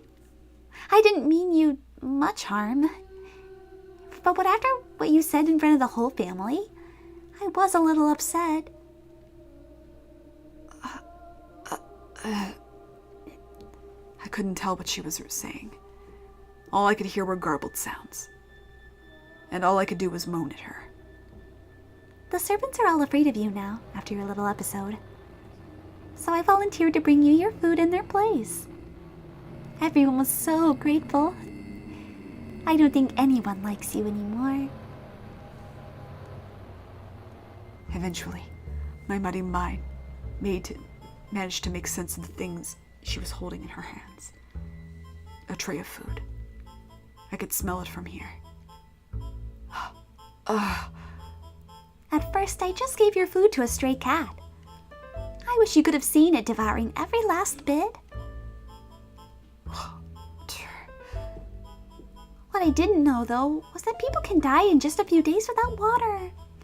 I never intended to kill you. I just didn't know. So I'm really sorry about that. Water. But you're alive. For someone so physically weak, you sure are tenacious. Isn't that nice? You have one thing you can be proud of. Water. What was that? Water? You want water? Hold on, I've got some right here.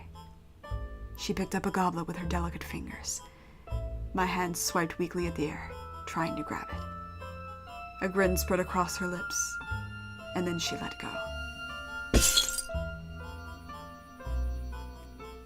Go on, drink. You'd better hurry, or the rug will absorb it all. You wanted water, didn't you? Then drink. In that moment, I could hear the sound of the last of my dignity crumbling away. Driven solely by my survival instinct, I bent down toward the rug, pressing my lips against the spreading puddle. You really did it! Oh, this is too good, Michelle. You look like a cat. No, cats are much more graceful. I can't stop laughing. The daughter of a prestigious family, the Boulingers, sucking water out of a carpet. Oh, I wish I'd had a painter here to capture this image on canvas. So I accept that I made a mistake, Michelle. I promise I'll bring you your food from now on. I'll take very good care of you. This is going to be fun. Listening to her childish, yet deeply malicious laughter, I understood. I was her plaything now. My hell was only just beginning. Having gotten food and water, my body recovered somewhat. But I was hardly in peak condition. That would take some time, given how badly malnourished I had been. Aimee continued to treat me like her pet, constantly stoking the flame of rage within me. But I was too weak to stay on my feet for long, and talking hurt my throat.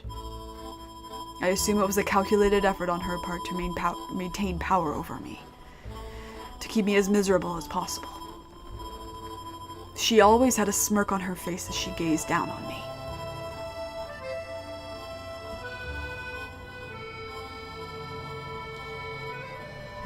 Come Open up. Today I'm going to feed you myself. What's the matter? I can't put anything with your mouth closed. Or do you want to starve to death? Amy, why are you doing this? Why? Because it's fun. Why else? You married into this family, you sick wench. What gives you the idea you can treat me? Are you saying that because I married in, I'm of lesser stature of you? Stature than you?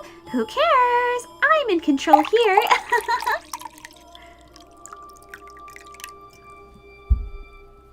I hate Amy. There's nothing redeemable about her except her hair. Her hair is pretty dope. If I had really long hair, I'd wear my hair like that too.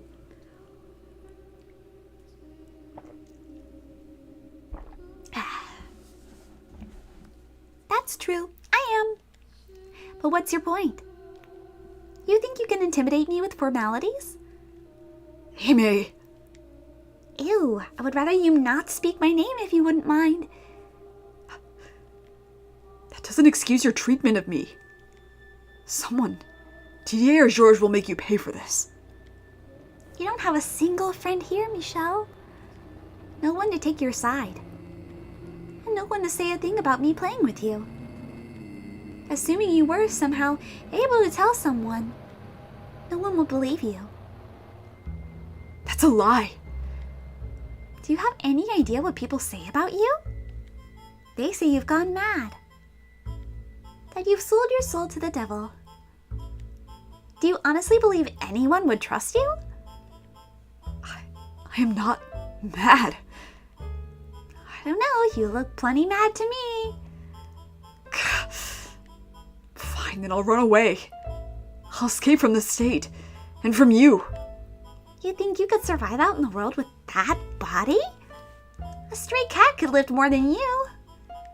You'd never find work. I give you a week, at best. You can't be so sure of that. Maybe I could make it on my own.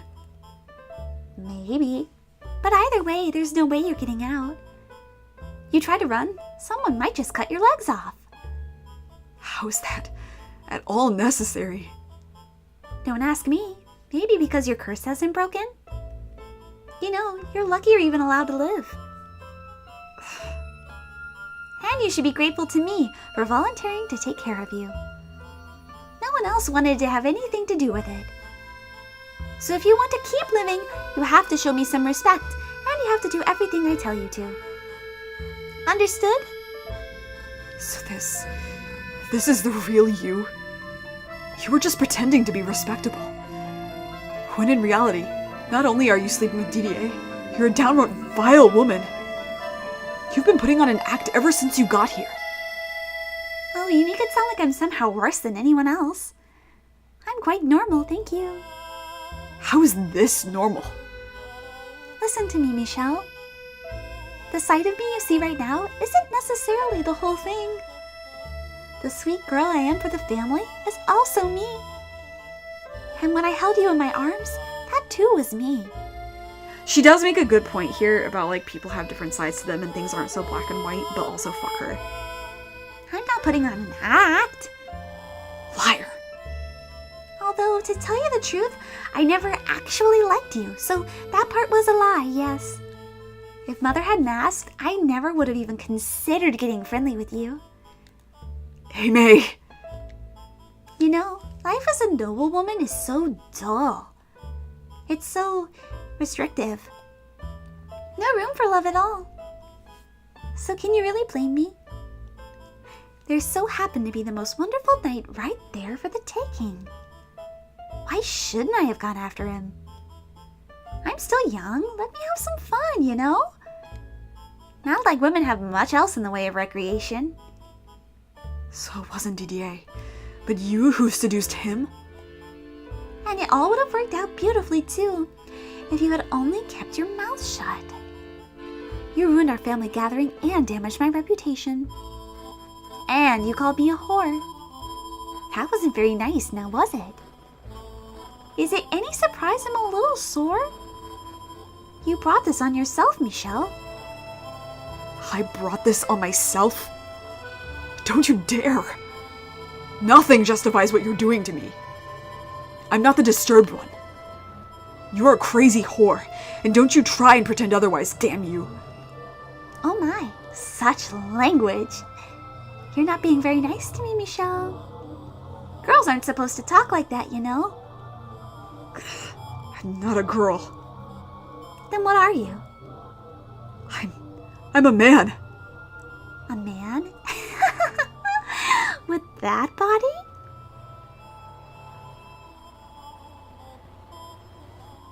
Aimee quietly rose, grabbed me by the hair, and shoved me to the floor. Let go of me! You call yourself a man? Huh, you can't even get out of a girl's grip. I'm not all that strong either. In fact, I'd say I'm rather weak. Just a small, powerless girl.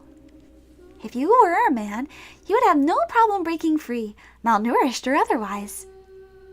But you can't. She traced the lines of my emaciated ribs with her nails, traveling slowly, down my chest. But even ignoring that, you're missing the most important part. Stop! Get off me! I tried to shove her aside with all the strength I could squeeze out of my arms. But as Aimee had said, I couldn't even overpower a girl. All I could do was lie there beneath her and beg. Get off me! Groaning in anger and frustration. Her finger came to a stop just above my navel. She looked up at me with a sweet smile, and then pulled her hand away. And just as a wave of relief spread through me, she shoved me back, jumped up, and slammed her foot between my legs. I shuddered as the pain jolted up my spine.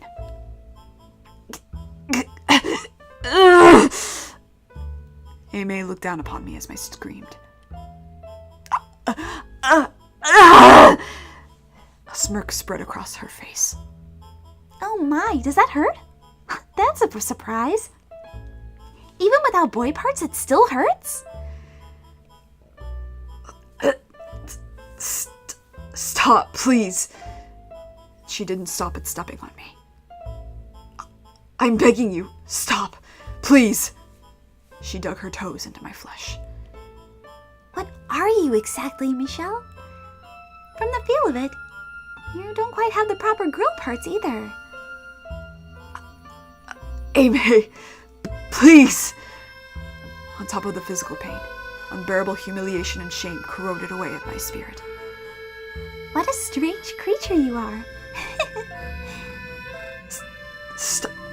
Stop!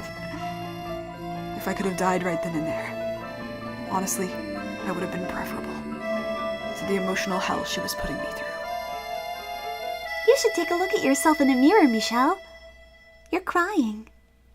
Sobbing like a sad little girl. Not much of a boy, are you? And you lusted after me with this body? Seriously, you're disgusting. I can't believe you actually had the gall to fall for me.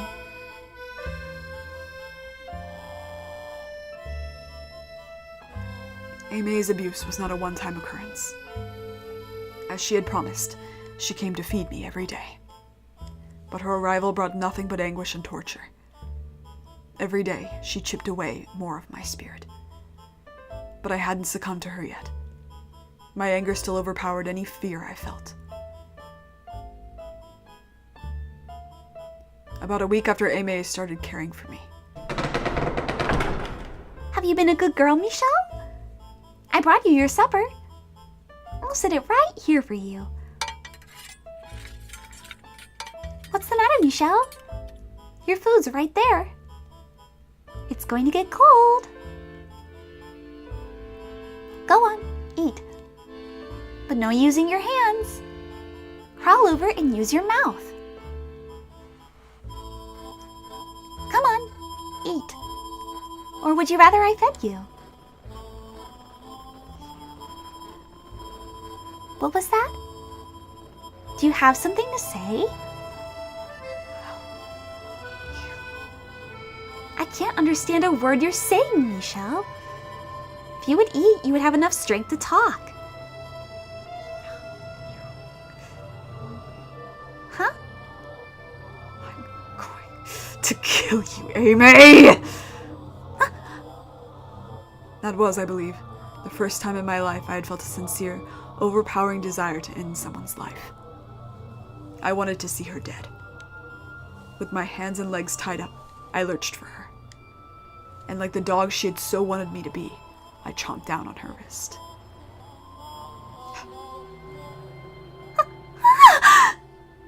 The taste of someone else's blood was far more unpleasant than I had expected. I felt like I was going to vomit. But I was determined not to let go of her wrist for any reason. I would gnaw through to the bone and rip her entire hand off. She could beat me unconscious and I still wouldn't let go. She would have to kill me to get me off of her. I wanted her to feel the same pain I had felt when she trampled on me. Let go! My body never did what I wanted it to, though. I could swear on my life I wouldn't release her arm, but I could never seem to make good on my determination. Aime's foot flew up into my emaciated gut. The pointed tip of her shoe dug into my flesh like a knife, and I collapsed onto the floor in a fit of convulsions. And just as I was about to cough up a mouthful of stomach acid, she rammed her foot into my abdomen a second time.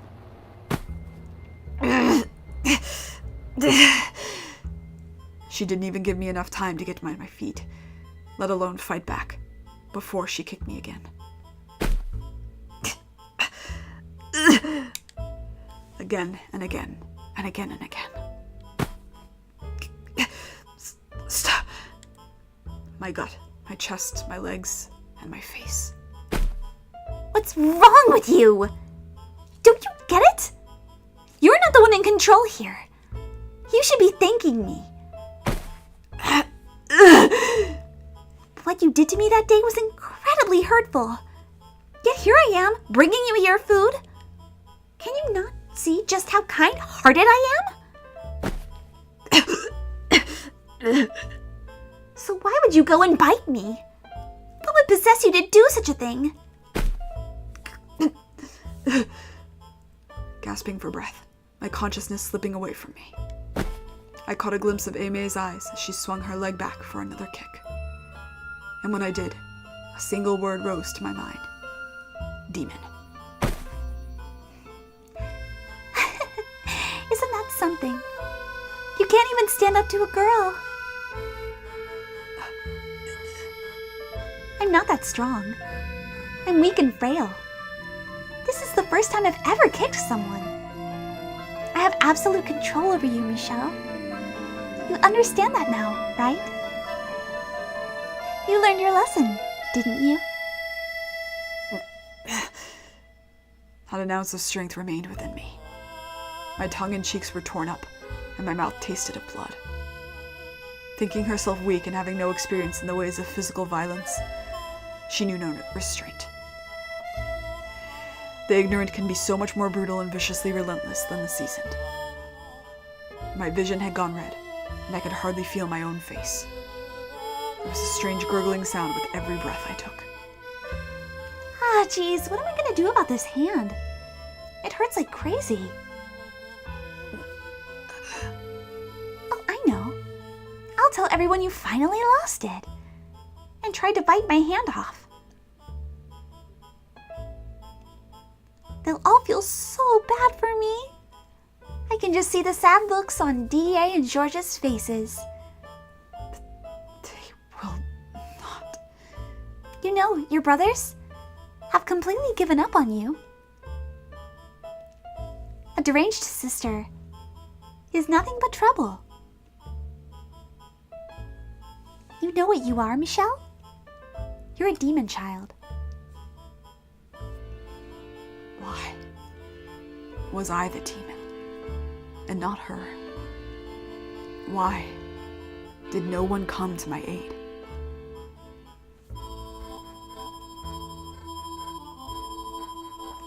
Several times, I considered ending my life. But every time I did, memories of better days came back to me. Of the time before my body had transformed. The days when we were all so sure of our happiness. Kept me chained to life. Why couldn't things still be the way they had been then? In my heart, I hadn't changed at all. So how had things ended up like this? Michelle! Oh, Michelle! Are you in there? Did you need something, George? Oh, come on, don't be like that. Do I have to need something to talk to you? No, but you looked like you were in an unusually good mood, so I thought... Well, why wouldn't I be? It's a wonderfully gloomy day out. I would understand if it were clear out, but can you really say it's wonderfully gloomy? Well, you can't be outside for very long when it's not cloudy, so in our case, this is perfect weather. What do you say we go out for a little stroll while we can? Dee's around today too, so we can see if he's up for it. It'll be like old times. We've been running around like headless chickens lately, so we haven't had much of a chance for a sibling outing. We'll let Mom make us lunch, and then... Ooh, we'll take a couple horses up to the forest edge. I'm fine with that if you are. You bet your bum I am. I asked after all. Now come on, let's go.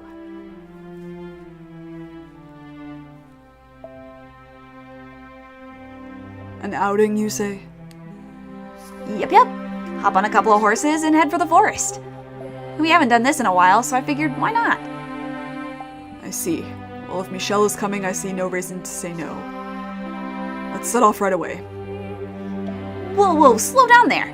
Are you saying you wouldn't go if it was just me? It's Michelle or nothing? Of course. Why on earth would I want to go horse riding alone with you? I would rather drown myself. They gasp! Oh! That's it, we can just end the game here. Forget about the mysteries left, just leg gasp. Didier, could I perhaps make a small request? Go on, let's hear it. Do you mind if I hold the horse's reins? Oh, that's all? By all means. I'll be there behind you to make sure nothing happens, so have at it. But do be warned, my horse is a bit temperamental. If you're not gentle, he'll start getting moody with you. I doubt that will be a problem for you, though, Michelle. I'll be careful.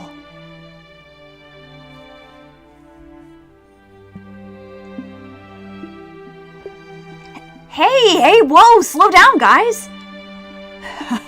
Look at that, Michelle.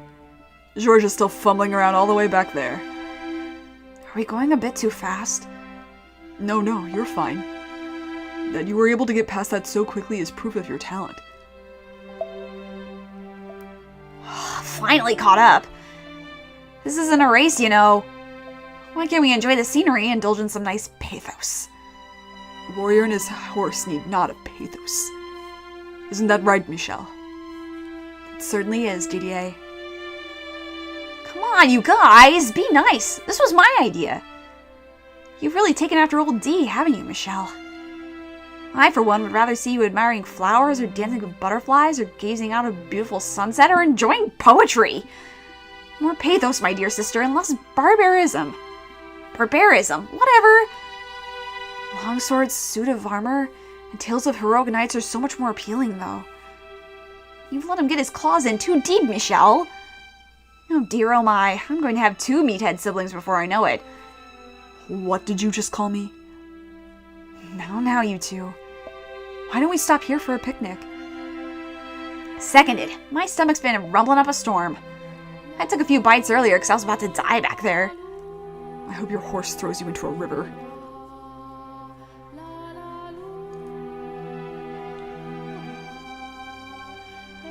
Hey, so the other day, I brought a cat home. A cat? Yep, speckled from head to toe, and head to tail, and ugly as a witch's arse. I was gonna keep it in my room, but Mom flipped when she saw it. Keep that filthy thing out of my house. I wish there was something we could do about how much of a clean freak she is. George, try not to stress Mother too much. You're unpredictable enough as it is. It would be nice, though, to have a cat, I mean. You think so? And how about this? We'll keep it in the courtyard. I'll feed it on days when it's clear, and you can do it when it's cloudy, Michelle. I don't know what cats eat, though. I bet he'd like pastries. Do you want to kill the cursed thing? I cannot approve of anyone taking care of an animal who thinks that's a good idea. Sorry. Well, pull the stick out of your RSD. Life's all about experimentation. Live and learn. Don't experiment on animals. Well, if you're gonna be like that, how about you help out too? You can keep an eye on us and make sure we don't do anything stupid. Well, now you're trying to drag me into this? Already done. You're in. It's settled. Damn it, George. Now we need to come up with a name. Have any ideas, Michelle? What? You want me to name it? Not very often you get to give another living thing a name. Well, I guess you might have a few more chances down the road. Consider this practice. Something elegant and beautiful. You've got this. Now, George. Don't put so much pressure on her. You have a point, though. It is a good opportunity. Don't stress too much about it, Michelle. Just choose something you like. You said the cat was speckled and ugly? Yep. One look and you'll be laughing so hard you can't breathe. All right, then. Ugly Speckles.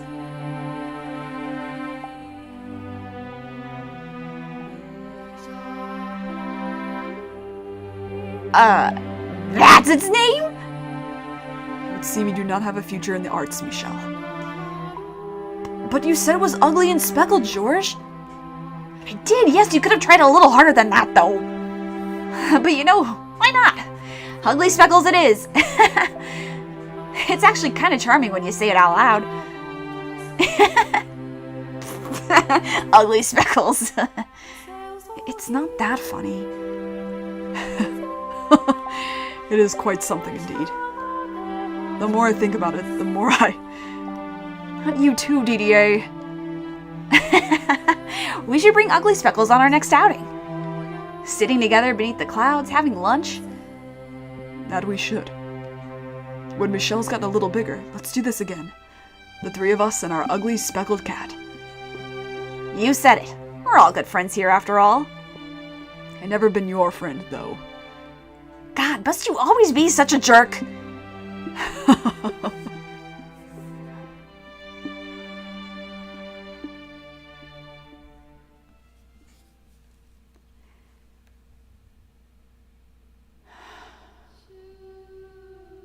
DDA, George, was Aimee telling the truth?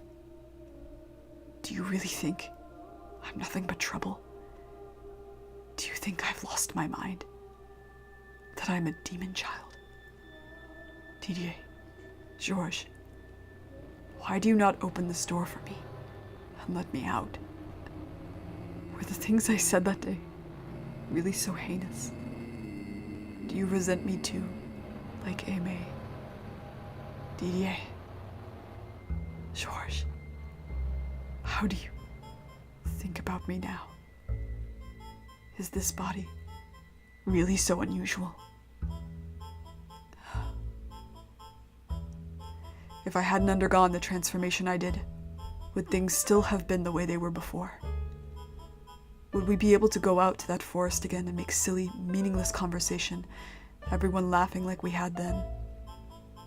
If this body hadn't changed the way it did, would I not be trapped in this darkness? Even if that were the case, I didn't want to be a girl. If God descended from heaven and offered to change me back, I would have turned him down. Because inside, I wasn't a girl.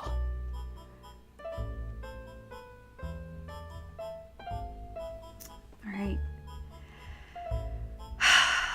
This is as good a place as any to leave off for now. Man. Didier and George. Fucking kill me, dude. I can't do it. I can't. I almost lost it at one point. I'm really sorry if you could hear it coming through. Not that scene just there, because I've seen that scene a few times, but earlier. Real sorry. I grew up with 2 older brothers, and I was the youngest, by a pretty decent margin, kind of like what they have going on, and similar gap between the brothers. They're very different from each other. Just like a very similar vibe in the family, and it's really hard. Next week, we'll be back with more of this. Tomorrow there will be no stream. I need a break. Next week on Monday, back with more Fata Morgana, 6:30 p.m. And then Tuesday, 6:30 p.m., Sonic Adventure DX. Let's go! That'll be really fun and chaotic, so if you need something uplifting after all this, I highly recommend it. Hopefully not too many frames were dropped. I'm looking, it says 207. Hopefully it wasn't enough to totally ruin the feel, and hopefully me stumbling over my words wasn't too much. Anyway, please stay safe out there. Again, link in my bio about Ukraine. Please be sure to help in some way. And let's just be caring and wonderful to each other. Don't be an AMA. Don't be an AMA. Don't be an AMA. Be good to yourself. Be good to others. Be a Giselle. I will see you next week. Take care.